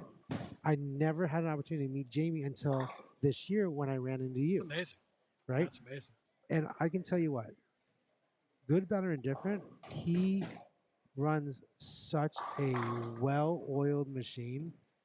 When I was there for the couple weekends and getting to know Jamie and just catching up with you, Yeah, sure. that it is absolutely amazing. So I got between and trust me, I am not trying to be the tat because that is a monster, that is a machine, and it's absolutely an amazing tournament. We don't run anywhere near each other, and he has a completely separate format than me. But like I said, I play nice with everybody. I'm not in competition with them. In fact, I think Jamie's such a great person that if there is a way for us to, help cross promote, and honestly, one of the guys that cross promote right now is with the New Mexico Open, is Steve Mackey. Yeah. So this year's Steve Mackey was kind enough to give away a spot to our tournament this year for this year's winner. Okay. Was Francois Lavoie. Yeah. But unfortunately, he could not make it this year. So what do you do with the spot? Do you keep? It just still went away. Okay. I didn't know if you gave it to someone like the next person down. No, because the third second place. person couldn't make it either. So then it just became Then it became so more cluster. Hey, so. Sorry to Sorry, interrupt. go ahead. No, I just was. I want to do a score update Oh, for please. anyone at home. Sam Cooley, 180, game 4. What does that put? It's him 902. That's a lot. It's still a lot, Oh, but okay. he was on a very league. Fast break. And you know what was Yeah. big last night? I'm going to say this right now. I think it was big for Candy Cane to bowl because he's found a little something. 230, You yeah. know, he's bowled 860 for 4. I don't know what he's doing this game, but clearly that action match helped him last night. Dylan Taylor with a solid 838. I don't care how you get there. Just get there, right? Right. Kenneth Lang, 833. Ben Perry, 829. Alec Johnson, 811. Brian Schomburg just had 213 the last game, digging in. Good ball speed control. We talked about that yesterday. And here he is. He's going to be 15 over going in the last game. So, again, this is the squad we thought was going to change the number. Yeah. And we're going to learn a lot about where the number is after this squad Right. going into the 6 o'clock squad. I'll be honest with you. I thought there would be some scores that might be a little bit higher, but that shows you the consistency across the house that this is a tough egg, and you better have your spare ball clicking on all cylinders to try to stave away from that 151. It's so easy to bowl 150. Yeah. That's what you want to try to stay away from. So if you can avoid that, you're in great shape. There's Great been shape. so many 240, 140 back-to-backs Yeah. throughout this tournament for the last 3 days. 15 and 16, we've been calling the U-Haul pair. I don't know if you know what Matt mention that? 15 and 16 has been the U-Haul pair. The reason why is because you're packing everything and you're moving up because that's been a high-scoring pair this week. So that's what Matt McNeil coined it. It's the U-Haul pair, and here we go. Ryan McGuire on 13 and 14. Which bowler was he? I don't know. No, I actually think he was on 7 and 8. Was he 13 and 14? If he was 13 and 14, it's not good. I'll just let you know that on 13 and 14, 165, 163, 158, 163. So if he was on 13 and 14, his highest game it could have been was 165. I'm pretty so that's sure bad he news. was to the left of us, So- and I looked up, and he either had 2-0 or 2-team. Well, if he was to the left of us, or Yeah, to the left. Okay. And they're already bowling. So I'm pretty Okay, I sure it didn't wrapped see. up really quick. so I'm sorry, Tom. Yeah. So please forgive us, and They'll we'll get the that score scores. wrapped up to you as soon as we can, buddy. They're quick with the scores, so just they'll be on tournamentbowl.com. Yeah, I saw that. I did show our friend Mr. Ong the "You Got Onged" graphic. Okay. Did you answer Jay for Grua? For Yes. Fruga? Yeah, we did. Yeah. Okay. Yeah, so Do Blair. you like the Ong? Do you like that we put it together? That's pretty So, cool. Hats off to Blair. you did not know this, but there is a buddy of mine, Jared Kapoor, right here on lanes 13 and 14. He's about to bowl on it right now. The guy in the jeans right here. Yeah, if I come over and I see 160, 160, 150, 160, He's probably I'm not like, so I'm not so thrilled about coming over 13 and 14. But anyway, go ahead. So, What's the story? as you know, I have a little interest in card playing. Very small, but that's okay. So he is a guy that I play cards with quite a bit. And we play a lot of poker together. And there was a run in time where probably like 3 or 4 nights where I'd get caught on 2 outers. So instead of getting rivered, they would say I got onged. It's been going on for years. And I know you didn't know that. And that's No, the I first time I saw this. No, that's pretty cool. So I'm like, Blair you put it gotta up. be- Blair I go, came up with it. It's pretty You cool. got to be kidding me. So basically, it means the same thing. You got, You got onged. you got, Well, not really, the you know. expletive. You don't. Well, you don't want people really being known for getting 6 on the lanes because that's what it is, right? Right. But I've heard that too now. But when the lanes are this hard, sorry, you Oh, got to man. pay the price. You got onged. Right. So Yeah. so Pay now the I- piper, buddy. So, Pay the piper. so basically, it now there's a phrase in bowling and a phrase in poker. Perfect. I'm trying to. We're branching out here Yeah, at the Agent Ong. perfect. Yeah. Tom all- McGuire, yes, you heard the lanes were very tough. They are tough as being. Where'd you hear that from? Tough Us? as being generous. Yeah. They're Well, hard. So let me ask you this: is this Mike Miller hard though? Because I mean, You mean as hard as New Mexico Open? yeah. I would argue that it's very similar. Look at the scoring pace. Your lanes are hard. No, I've noticed this now. Yeah, but Yeah. it hasn't shied people away. Look at the mix of bowlers you got because people say, you know what, I can bowl 200 on anything. That's the beauty That's of the it. beauty of it. That's the beauty of it. So And if you do average 2-0, you're in. If you average 195, you're in. potentially.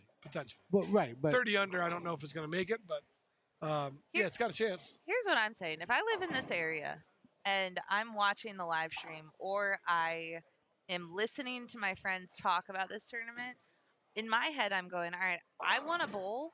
I have a year to work on my spare game because that is how you make the cut here. Is you do not miss easy spares. And Right. and you Couldn't get agree with into you the cut and really then it doesn't matter. I mean, we just had Mr. Zwig in here earlier and he said it's just like the Masters, right? Make the cut, drop pins, anything can happen in 4 games. Yeah, you just got to bowl a 4-game block, and if you're in that top 8, then you avoid matches. then your heads up. And when the lanes are this hard, there's luck becomes a bigger factor. A Brooklyn strike, a roll 2-pin, what have you. And I can tell you, it's so that 4-game block tomorrow morning is going to be vital to I mean, where we are in the that's finals. really it. I mean, we cut to 24, whether we have 24 qualifiers going to Sunday or 124. We cut to 24 after a 4-game cash. Yeah, do we know about how many bowlers we think will be competing tomorrow for the top? In that So number? it's really 1 in 5. Okay. Right. So depending on how many people we get next squad, and by the way, space is still available. It's limited space because we are capped again at 90. We almost hit 90 this squad, but we had a few people that no-showed, which doesn't mean they're just going to roll over to the 6 o'clock squad. So, and I know a lot of people here on this during this block have already told me they're coming back to bowl at 6 o'clock because they believe they're outside the number. Well, they better bring their spare ball. That's what I'm saying. That's all I'm saying. We're telling you right now on the live stream, at the Agent Ong Open, the first ball in your bag before you come here, make sure it's your spare ball. You know, and at the brands of Storm, Rotogrip, and 900 Global, we have a lot of spare ball options. We do. And there's pro shops open if you need them. Yeah. So, Yeah. I love my mix. I just went up to and saw one of your sponsors, B3. Mike Calderon. Mike Calderon. Big shout out to Mike and Brandy. It was how beautiful is that what an place? impressive place. I told you. Oh my You God! had I'm to so get out glad there. I went up there. Drove up, just snuck up there, Yeah. said hello. First off, he's a dear friend of mine, and obviously a big proponent of helping bowling in the valley here. Absolutely. And for him to show his support of your tournament just shows again how much people that in bowling want to help, right? No, and Everyone helps, him, Brandy, Mike, Brett Wolf, everybody involved with B3 Yeah, B3. have been nothing but super accommodating, super gracious with their time and to help me, and they've been, basically helping me promote the tournament. Yeah, it's been, like I said, that facility is amazing. It's incredible. Speaking of, right in front of us, Andrew Kane, it's his birthday today. The birthday boy just bowled 260 the last game. Did you say 120? He is 120 over with one to go. Yeah. Clearly, Happy birthday. clearly that action match has affected Mr. Birthday Boy in a positive way. I asked if the birthday luck was in play earlier, and you said maybe. I think we got to get him a candy cane. Yeah, Candy you know cane. who else's It's birthday almost that time of year. is Ben Perry. It's also his birthday, and another one of our sponsors, Dave Sirigliano, over here at Dave Bowling Sirigliano. Dynamics. Let's shout out to Dave and Bowling Dynamics. He's got the shop here in sight, and Yep. And he's another sponsor of ours. wonderful man. He's been in the bowling industry and bowling business for a long time. For a We're very long blessed time. that those two great guys and Mike Calderon and B3 and obviously Sirigliano come out and support this event. I've been able to see both guys. I'm really happy to get up there to see Mike and Brandy because obviously they're not on site. And I think Dave is bowling the senior tournament, just down the street. So good luck to all the senior bowlers that are bowling over there. And it was a senior state championships, right? Yeah, and Hopefully another, they'll come at 6 o'clock. possibly. Yeah, And Georgia Booth, he's in town. Georgia Booth. So he has the PBA juniors here in Gilbert. So Oh, wow. this has been a weekend where bowling, and especially in the East Valley, which we call this area the East Valley, like the Chandler, Gilbert, Tempe area. There's 3 major tournaments It's fantastic. all in a Fantastic. row within 10, 15 minutes of each other. Fantastic. I love it. Bowling, and more bowling. So we're getting down to the nitty gritty Yeah, now. and that's just a testament to how strong the event is, right? You've got other events going on, and look how many bowlers are here.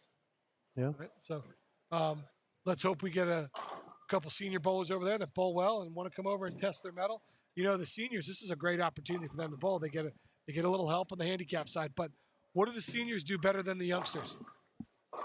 Make spares, Yep. fill frames, old school. Speed control. Just this tournament lane condition is suited for a senior bowler that. Well, we have a senior that's in second place right now, or first place right now, Leader. leading. Looks like we're going to have a change of leads with Candy Cane. We'll have to get him a birthday cake and put some candles on it and say thank you. Oh, yeah. Because he could be somewhere else, but he's here celebrating his birthday with you and us. How about lucky are we? No, and shout out to Jen, his wife, and Harper, his daughter, for Yeah. allowing him to be here on his Thank birthday. you, Jen and Harper. But Daddy will be home later, and ice cream cake for everybody. And possibly a big check tomorrow. Yeah, well, You never know. all I know is if he doesn't bowl good today, there's no chance for tomorrow. So the fact that he's bowled good today and he's going to be in the final, you are correct. He's got to He's given himself the opportunity give himself now. an opportunity for a $10,000 check, and that'll put a lot of ice cream cakes on the table. But you look at this squad, it's a murderer's row. Yeah, we talked about that earlier. The first thing we started, we went down the list and started naming some names. And you had Team USA members in here. You have PBA major champions in here. Multiple. I mean, you have multiple PBA major champions. And then you have, senior bowlers that are out there giving it their best, and youth bowlers that are digging in. It's like I said, it's a mixture top to bottom. But that's the beauty of the Agent Ong Open, right? You look at the brochure, and what have I told people now for a couple of days? Go to the wall. If you go to the wall over there, you'll see that it's a marketing genius idea. You got a big cloth banner with the entire brochure and flyer printed on the bowling center. So, never seen it before, and I think it's brilliant. It's just a brilliant idea. Well, I appreciate you saying that because, just so you know, I'm sure you don't know, I own 3 of these companies that are sponsors of this tournament, and one of them is called Create Proof Print. It's a printing and marketing company I've owned for 8 years. So all the graphics, all the banners, all the brochures, there's apparel. It's all stuff that we create here in-house. Great job to you and your team, and make sure you let them know. How great a job they've done. I appreciate it. And back to this, Carl, is we talked about the different ways the tournament helps cater to the masses. The 209 and under average, you get 7 pins a game. Yep. Nothing wrong with that. Any seniors or 55 or women, 5 pins a game. Correct. Nothing wrong with that. And then obviously you 210 and above average players, you're playing off the back tees. You're playing scratch. It levels the playing field, and then you couple that with this very demanding but fair. I want to stress fair and multiple styles of play in play. Lefty, righty, straight, one-handed, two-handed, backhanded, overhanded. They're all in play, and that is a credit to your R&D team. So well done. Well, I appreciate it. I had what you call a couple of mad scientists helping me out. Well, the mad scientists have done their job, I can tell you. So yeah. So we're getting in the beginning of Game 6. Yep. And then we'll have a little break. We'll have a little break in between. We'll have to re-oil the lanes. Yep. And then we'll get ready for the 6:30 or 6 o'clock. 6 o'clock squad. Final squad of the 20. 2024 Agent Ong second Agent Ong Open. And we're looking forward to how things are going to shape out. How, what's going to be, what are the bowlers that bowled this squad? What did they learn for their next squad, right? Because you should see a lot of the same repeat faces, from this squad to next squad, should they have not bowled good enough to make the cut. What information are they going to take with themselves to help, obviously, tackle this demanding 44-foot lane pattern? That's what you're going to have to ask yourself. A lot to digest, a lot to go through, and a lot to keep in mind.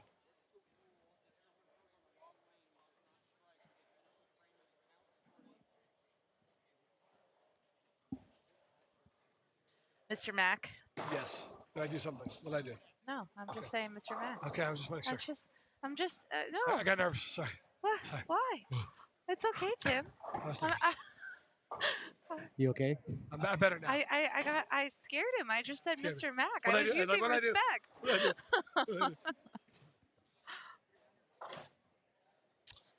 Yeah, we've got some inside intel that Mr. Andrew Kane has bowled 260 plus game 5 and is the first bowler, I think, to be 100 over going into the last game. I think this is going to be a tough go of the scores because the lanes are so kind of off. So right now, what's our number to make the cut here? It was going 42? to be minus 53. So 42 is what I'm saying is 42 is the cut number. Yes, 42 number of bowlers. people that are going to be in the finals. That is correct. As of this squad. So that number will drop. So this number is going to be much lower than even. It's not even going to get close to even. It was a guess. before the squad. Well, I mean, before all you the start getting squad all started. these bodies. All of a sudden, 40, 50 over looks pretty good. No, and that's what I was 40, saying. 50 under looks pretty good. Right. So, for all the people that are still on the fringe about coming back or haven't bowled yet, 195. You were right. By the way, before 195 gets you in the finals, all day. 30 under is a lock, stock, and barrel. Get it on your bingo card. Go to the gas station and book it. Book it, Dano. 30 under, making this cut. you're calling that 30 automatic. all day. Well, I didn't realize. I forgot that 1 and 5, right? As the bowlers come up, that cut number line is going to continue to drop. Absolutely. So, We're adding because more you're players. adding more players. So this cut won't even get close to even. Not even close. What was your book at Dano number? It is 30 under all day long. 30. Okay. So my Maybe 15. lower.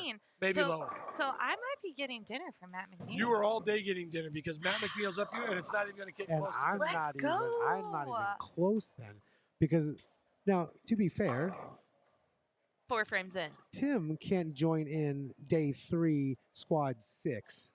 Yeah, I'm out. But although Because we went game 1, squad 1, Well, again, 4th frame. that's right, and you don't know how many bowlers you're going to have, so Right. you're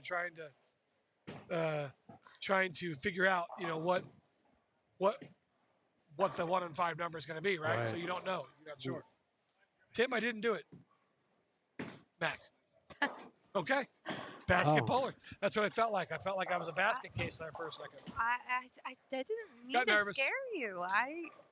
Jeez. It's So- okay, Tim. We have Robert in front of us. Bob What is- Smith, there he is. The legend continues to grow. Oh, dear. Oh no. Thumbs down. 2 thumbs down. 2 thumbs down. That was a 2 thumbs down re-entry. All right. Oh, Well, let's take a re-entry. peek. Well, we're 5 games in, and we don't have a game that has a 2 in front of it. So I will tell you this. Yeah, but I can tell you this. As Rob sits in front of us and we discuss strategy. If you can bowl 35 under, you're making the cut. So that is anybody that heard that? Sorry, I didn't mean to laugh right into the That's- microphone. That's the big concave saying So the average is 35 under a game. So unfortunately, That's not going to do it. it's not going to get the job that done. might be a little far So away. my question is, are you re-entering or Desperado? Yes, Desperado. Okay, so So we're Ro- Desperado. So we're going desperate. That means we're going to go get some Panda Express and Let's go. or I'm some in. Jack in the Box for good old time's Breakfast sake. Jack. Oh, I'd love the cheesecake, but I can't have it. So, So- I want to live longer. So this is the first time since we've all been here that we have been here, like in front of each other this whole time. Yeah, it's pretty cool. So no. Oh, I did not twist your arm, buddy. I did not twist your arm. We're twisting his arm right now. because- Whatever. Yeah. So I got I'll- a feel. You're on 9 to 10 again. I got a feeling this could be Big Shot Bob's first 200 game. All right. I've got you. You have 2 very close friends that have known you for I think decades. Look, can I pick your bowling ball? Let me pick your bowling ball. We're gonna pick your bowling ball. Purple Hearth and a hater. What else do we have? Tim, why I'm don't- gonna go ask the other Smith because he's over here, and I'm confident I can get some more bowling balls out of his brother who's sitting just to our right. Hey, Chris, what other balls does he have? That means Bob is not walking back to the paddock and even thinking about getting a bowling ball. Okay. Well, there it is. So pick There's one of your those 2. Well, it can't be the purple unless he's going to play 1-2 if you're going to play out. If you can throw it, if you can gas down and like gnaw on it, like right a 5 and gas down, like not 1996 Safra, not 1996 Victor's Super Bowl Singapore speed. If we can gas it down and roll it, I think the purple has a chance outside of 5.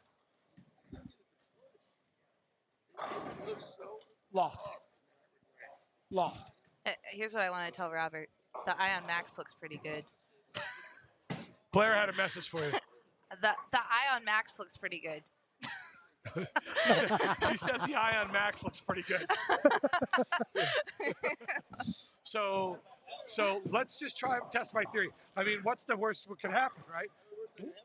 We're 279 and then make the cut. It would be even better. 46 under would make the cut. Oh my God, I'd be thrilled. All right, let's try it. All right, let's see what you got. The Bob Baby Loft. Yeah, you got nothing to lose. You got to. I mean, this is what it's all about. Yeah, let's go. Can we give a shout out to our friend Vic, who's in front of us too on 11 and 12? Our Oh, guy yes. Vic Karbowski. Yeah. Yeah. Absolutely. We love ourselves some Vic. Yeah. We've talked about him all this week, afternoon and now all he's finally made it to our live Vic stream is- pair. Yuma, Arizona, in the flesh and blood, baby. Right here he is. All right, here we go. All right, the pressure's on. The pressure is on. Concable, Robert Smith, standing up on lane 9. If this strikes, You're going to Panda Express. I'm a messiah. A messiah. Let's see how fast it's going to be, though. Okay, we can work with that. We can work with that.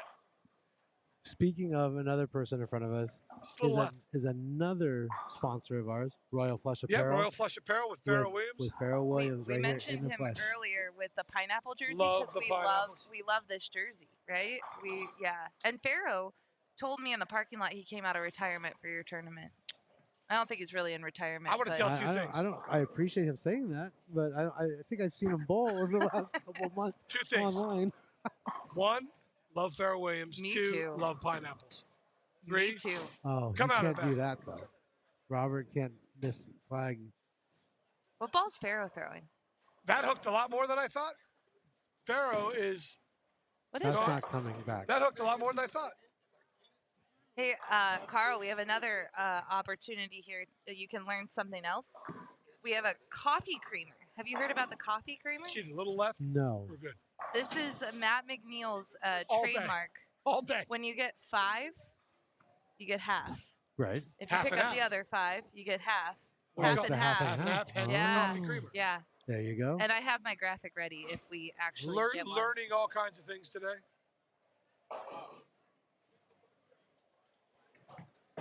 Oh, That's a lot of speed. Oh, no half and half. No coffee creamer. We're drinking in black.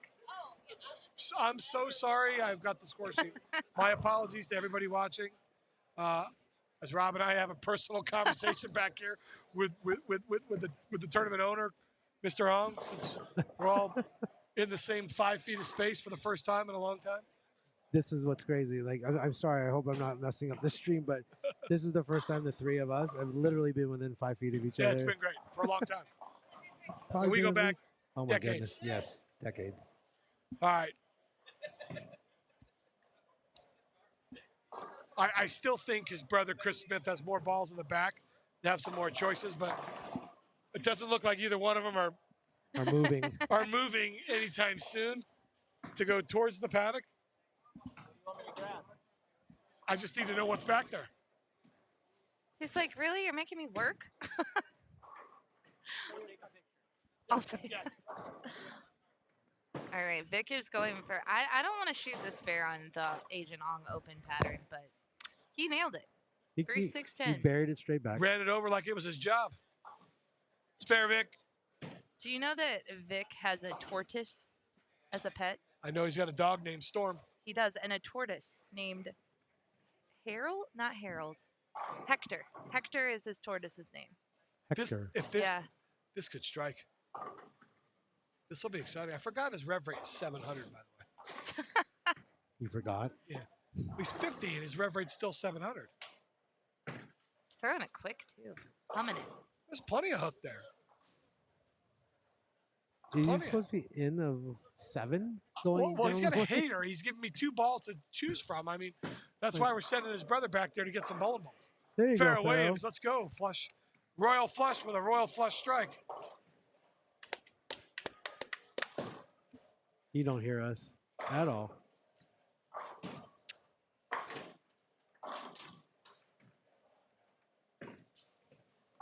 I can't believe how much that ball's hooking.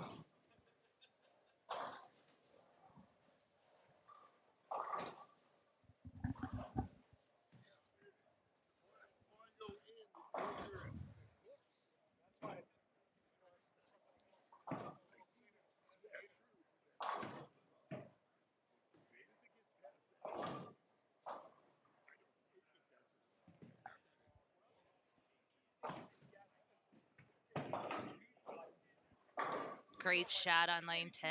Wayne Solid. Artis. Solid.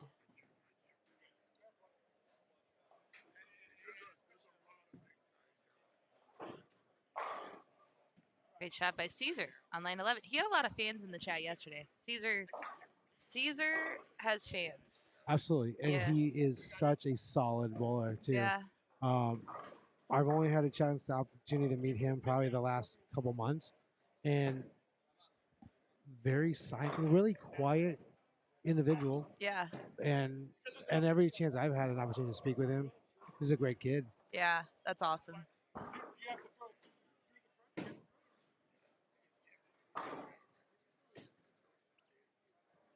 I feel like we're interrupting a conversation, don't you, Carl? Yeah, we're just here. For, Hey, listen, this is exciting for me. I'm talking to one of my I know. best friends of my life. I'm not. It changed my life, this guy right in front of me. Changed my life, changed the course of my life. I just felt like we're interrupting. This is so great. You have no idea. You have no idea. I've sat there in the front row when he missed the 10 pin and then threw all three in the 10th to win the U.S. Open to force Duke to get the hit to win. So I've been there to some big wins. We need to get some photos together later. Yeah. This is curious if people prefer the 5 frame or 10 frame view on the monitors. Yeah, I don't.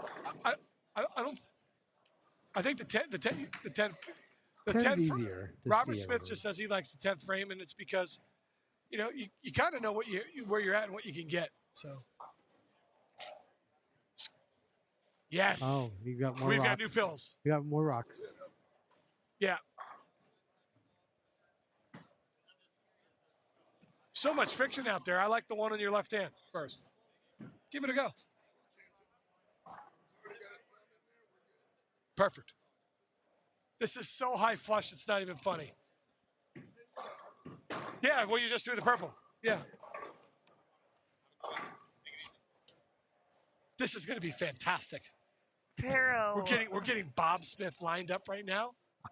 Maximum Bob. We're getting him lined up right now. I'm Switzerland. I'm not lining anybody up. I'm just watching. Do you understand me and Chris Smith knew each other when we both had full heads of hair? We had memes. Do you know how long ago that was? Yeah, we had memes. And when I say Chris for the chat people, that's Robert Smith's brother who's sitting right next to us and looking as good looking as he always has. It's not fair. He looks like an egg. What are you talking about? It's not that fair to be that pretty.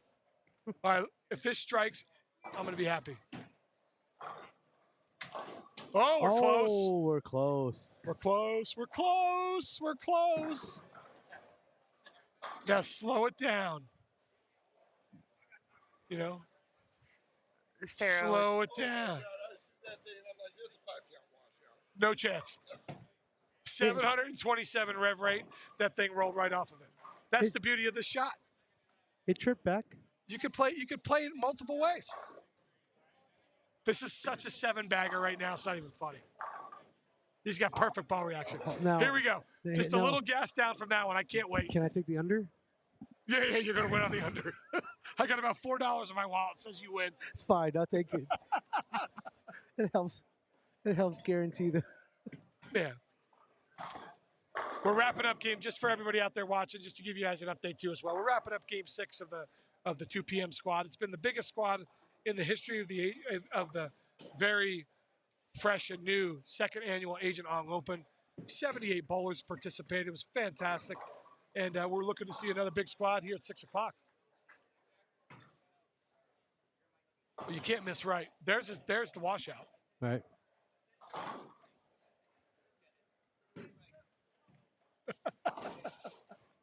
Well, I'm going to let you guys you're leaving. partake. You can't leave. Wait, he strikes and now all of a sudden you want to run? Yeah, really, where are you going? Listen, that's like watching a bowler who's bowling 170 and you go repping him and you say, sorry, you go figure it out, leave. I'm out Here's of the here. thing. I'm going to stay. That's I terrible. just feel like I need to be in the office. Nah, look at this. He's going to make it. Look at that. We're not going Oh, anywhere. that's half and half. Hold, Oh, everyone hang on. There is a coffee creamer coming. Unbelievable. That You is can't really miss to the right. Matt McNeil coffee creamer. Excuse me sorry. This is the unedited version. It is not the unedited version. Too late. Too late. We don't have a 5-second delay here. I think we're okay. We'll be all right. There's no kids watching on I Saturday. like to apologize to all my sponsors.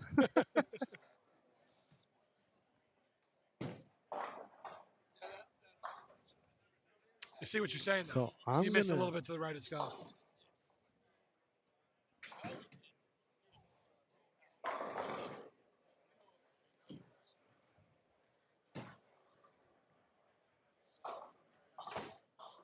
All right, Mr. Finch here can on a lane 11. He can get a 4-bagger, and that You calls just did it for again. a You did it again. black cloud. I clouded Mr. Finch. It is my fault. Carl, did you see my black cloud? I saw that. I'm like, you did it again. Let's see here. I want to take a look at some standings really quick after, because I know we should have 5 games back, hopefully. Here, I can pull it up. We got See. let's see. Who do you want to see? I'm just curious what 5 looks like after the squad, after 5 games. So 11:21, Andrew. Yep. 11:21, Andrew Kane. That's 1. 10:97, Sam Cooley is 2. Go ahead and down. Keep going. Keep going. Keep going. Oh, Keep going. Oh. 10:29. Dylan Taylor. 10:25, 10:21, 10:20. 10:12, 10:12. Ben Perry, Cortez Schenk. 10:08. Aaron Yamamoto. Come on, Aaron. Let's go. he did And not have a good last game. He Brian- came to tell us 140 last Brian game. Schomburg. Oh, Brian Schomburg's battled hard. He's right there. Piershot's right there. Yeah, And I'll go all the way down to Tim Gibson. Tim Gibson's right there because he's got some sticks. He's 984. D-Ron, Jared 982. Kapoor's right there. D-Ron's right there. Anyone around the 30 under number is right there. Yeah. Anyone. Any of these guys are still all the ball games. all right, Let's see what Bobby. this one does.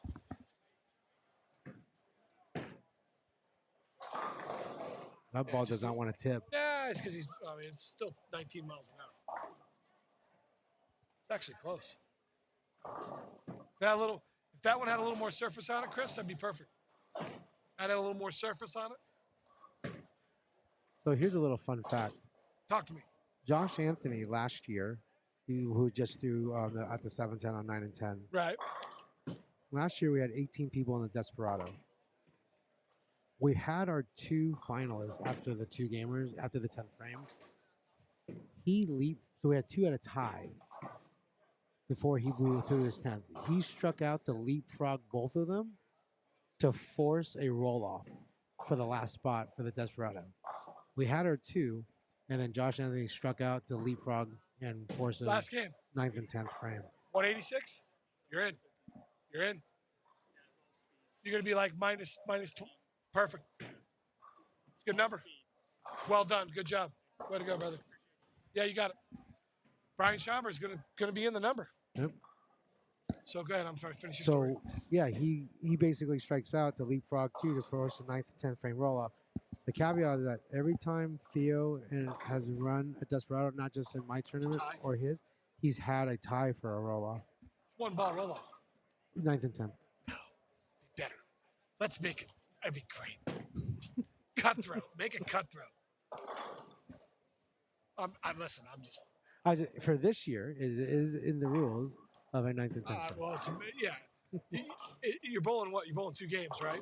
Yeah, 2 game right. Yeah, so, It just cuts it 9th then and they 10th. get practice, right? Then they get 9th practice. and 10th, Yeah, 2 perfect. balls. 2 balls, perfect. Yeah, just to let Yep, perfect. I love it. give him I space. love it. How many are we taking out of the Desperado? 1 and 8. 1 and 8. Okay. And what was the score last year that made it? Was it 2 games last year as well? It was 2 games. I don't remember what that was actually. I'll have to take a look. Yeah, I don't remember exactly from last year what that cut was.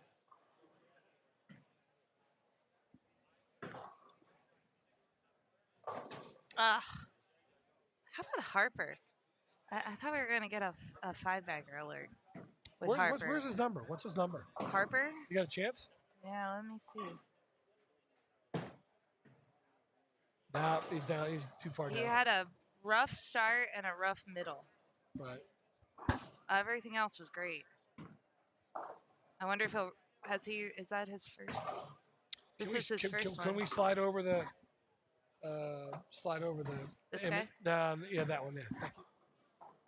I think someone asked us a question about Mr. here, let me- McGuire again. No, he said he could still see him on 13 and 14 in great cast. So he gave you a Hey, great we did okay. cast. Thanks, guys.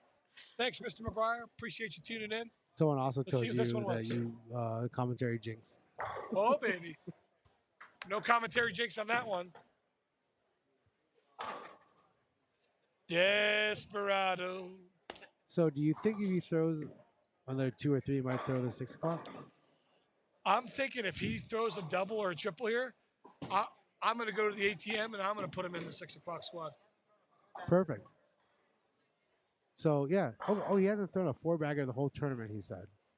So if he throws a 4-bagger, you're in 6 o'clock. I have a 5-bagger alert. If you get to 5.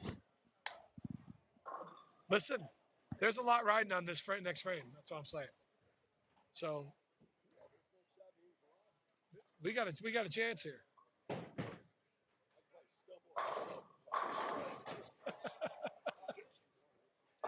Oh, Jesus. I think Matt Herbert here. Is he throwing the summit? It looks like a summit. It does. He's trying He's trying to play the inside. I think he's in the right part of the lane, but he's just not not far enough. We left, did talk about Farrah Williams before. It looks like he may be throwing an IQ tour. IQ tour. It looks like that Okay. playing to the right. It looks like it could be an IQ tour, or it might be an ion. Oh, you know. So, but Does it have a? It's Well, they not- both have red logos. Nice cover that might be an by IQ tour. Matt Herbert. It's not. Oh yeah. Oh yeah. I'll stay in this broadcast until Rob misses. Once Rob misses, you are free to go, Mr. Ong. Thank you. I know that check-in begins in 20 minutes. I'm going to be for with the you at the 6 check-in o'clock. table. Oh, Do you- you're going to do this again? Let's Yeah, go. absolutely. Let's go. Come on, Do man. you have any final words for everyone that's watching about the tournament? Or I mean, you'll be back next round and Sure. tomorrow, but you know, anything you want people to know? If you're in the Phoenix area, even if you don't want to bowl, come down here, check out some amazing talent out here. You have PBA stars, amateur stars, just a mix of amazing talent and good people. Get to meet Tim, Blair, Matt McNeil, and so many others. Anthony Simonson's down here. Darren Tang's down here. D-Ron Booker is down here. The list goes on and on. Come down here, say hi, get to know and meet your favorite PBA stars and amateur stars. So come on down, check it out. There's still availability to the 6 o'clock squad. It is limited to 90 bowlers, and it could be getting into the higher numbers. So I don't want to say that it's wide open. It's not by any means, but definitely come down, check us out, and come enjoy yourself. See you at the check-in table, buddy. Absolutely. You guys, Thanks again be for good. joining us. Thanks for having me. Carl See you back. Ong, everybody. Agent Ong himself in the house, giving us a nice lowdown of what's going on. Blair, looks like we're wrapping up going into our final squad. Yeah.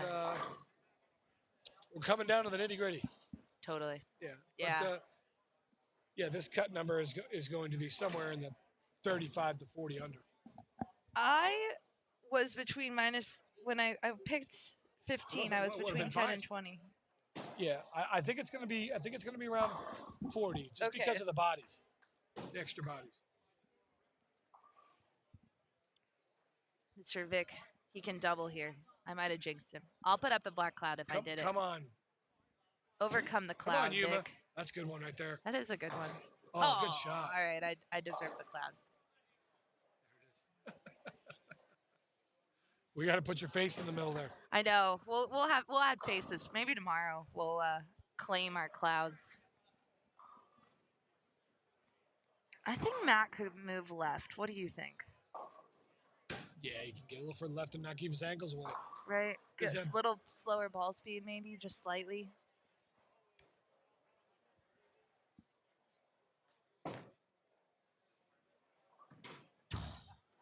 Just got to touch him. Just got to touch him. You know what Vic did before this block started? I do not know. He spilled Matt McNeil's glass of water 6 inches away from the soundboard on the table and the chair you're sitting on right now. By the way, where did Matt go? I think he went for more good coffee. I think yeah, he went for some coffee. He just left us. We had Carl. We're good. That's fine. Yeah. That is a lot of raw power from our big man and Royal Flush man, Royal Flush Apparel, Pharaoh Williams. Absolutely. Pharaoh said he would come in the booth next. Love to have Pharaoh block. in here. Yeah, me too. Pharaoh's seen a lot on the lanes. Most of the pairs are all done, wrapped up here, and we're just finishing up the 10th frame and 9th and 10th frame here on 11 and 12. And let's see what Mr. Smith has for this shot. Really, in theory, what we'd like Robert to do is slow down and actually try to shape it a little bit from the middle lane, but he just says he's not consistent enough, so he's trying to stick with his A game. His strength is trying to get it up the lane, and yeah, and if it misses a little to the right, it's so fast, it's never going to slow down. That's fast. So what do you think? Is he bowling at 6 or is he? No, he's going. He's Desperado. He's going to go get some food. Wow, that was an interesting shot at the 1-2-4. Took the 1-2 straight back. He's looking like, how'd I do that Hooking too? it. That's crazy. Desperado, next shot. Well, we do know that the 5 bowlers didn't change much of the scoring pace at all on the lane for sure. Yeah. So the scoring pace was still brutally hard. Yes. And that's what we're going to go with, brutally hard. So. Now, yesterday you asked whether we missed bowling or putting our shoes up. Do you want to be bowling out here? You know, great shot from Vic again. See, it's slow and it just hits the mid lane and hooks. You know what, Blair? My answer is going to sound obviously odd, but I'd give anything to bowl. Yeah. When it's taken from you without your control, without being able to control the narrative or have opportunity in your hands, it's painful. Sure. I've been around the sport a long time, and I thought I was going to get another rebirth at 50 to try to senior tour, and that didn't happen because of my shoulder replacements and all my multiple surgeries again that I've had, and I've actually had to watch a lot of bowling. But when I have bowled recently, when I have had a chance, I can still bowl, which it's like a double-edged sword, right? Bowled the Nationals this year when my shoulder screwed up, and it was fun. And I actually bowled pretty good, believe it or not. Bowled pretty good. I had 20-44, and I missed 7 spares. But that's the only bowling I did this year. I tried to bowl the Masters, and I got food poisoning, and then I was also working as a rep. So, and it was nice to be behind D-Ron and watch him make his run to history and win the USBC Masters. But that's the last time I threw a bowling ball. And I'd give anything to wash out right now. I'd give anything to Did leave you the just coffee say creamer. I'd give anything to wash out right now? I'd love to, because when you watch as much bowling as I've watched, and you're not able to do it anymore, it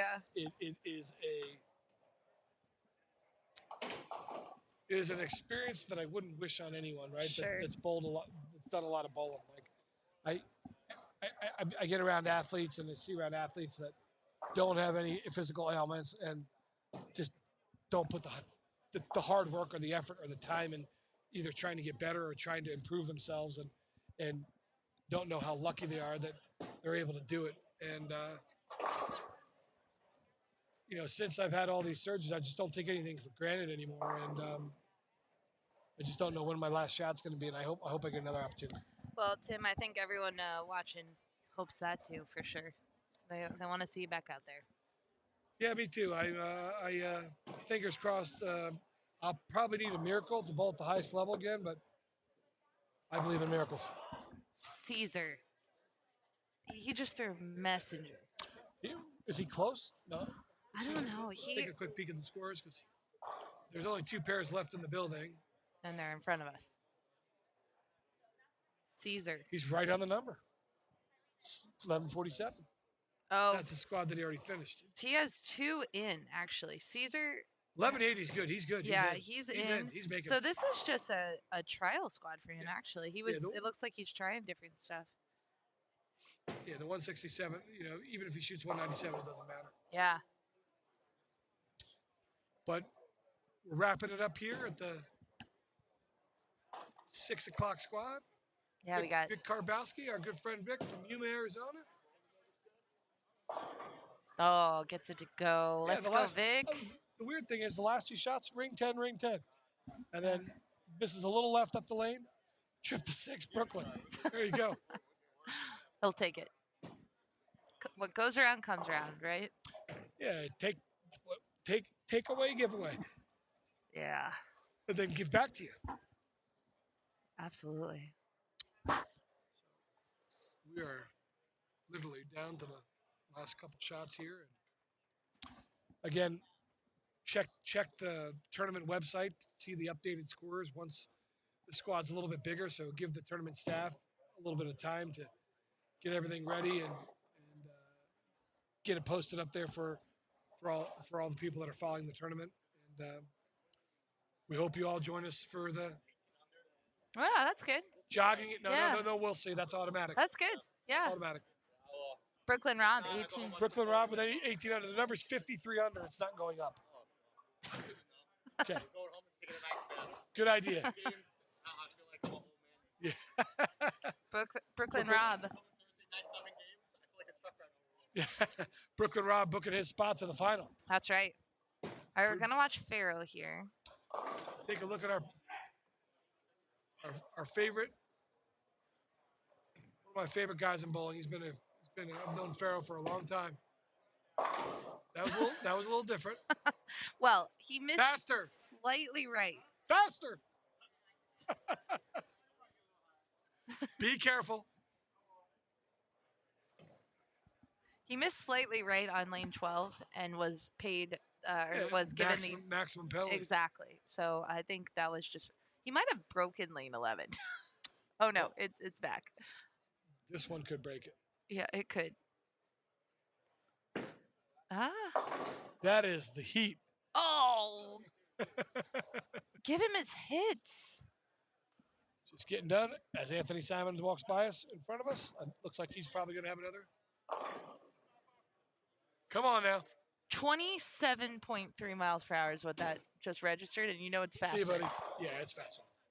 It's way faster. Yeah, because that's speed's not accurate. So. Oh dear. What's that going to register? 25. That was slower. All right, Tim, Get what do you tired. think? Yeah. Well, let's watch Caesar here. Let's watch Caesar wrap it You'll up here. see Caesar tomorrow bowling. He is comfortably in the cut. Yeah, so. no doubt. He's 20 under. He probably doesn't know that, but we've got to reiterate that he throws it really good too. He really does. Good stuff, Vic. Good stuff, brother. They're hard.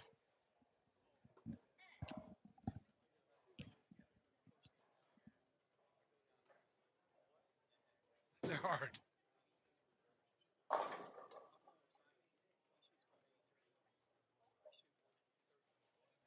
They're hard. All Yeah. right. With that, on that note, folks. But on that note, we're going to wrap it up, I guess. Yeah. Well, we should let's let Justin finish. Justin wearing the breast cancer awareness jersey. It is October. Paintfuling's pink is what we call it at Storm. I clouded him. Tim, we're gonna call it a day. We'll be back at 6 o'clock. Stay tuned. Visit tournamentbowl.com, and we'll see you in about an hour. Thanks for watching. This has been the 2024 Agent Ong Open, presented by the Agent Ong Team, live from Bolero Kyrene in Chandler, Arizona. The preceding was a presentation of Storm Bowling, of Rotogrip, and 900 Global. Again, thanks for watching the 2024 Agent Ong Open, presented by the Agent Ong Team.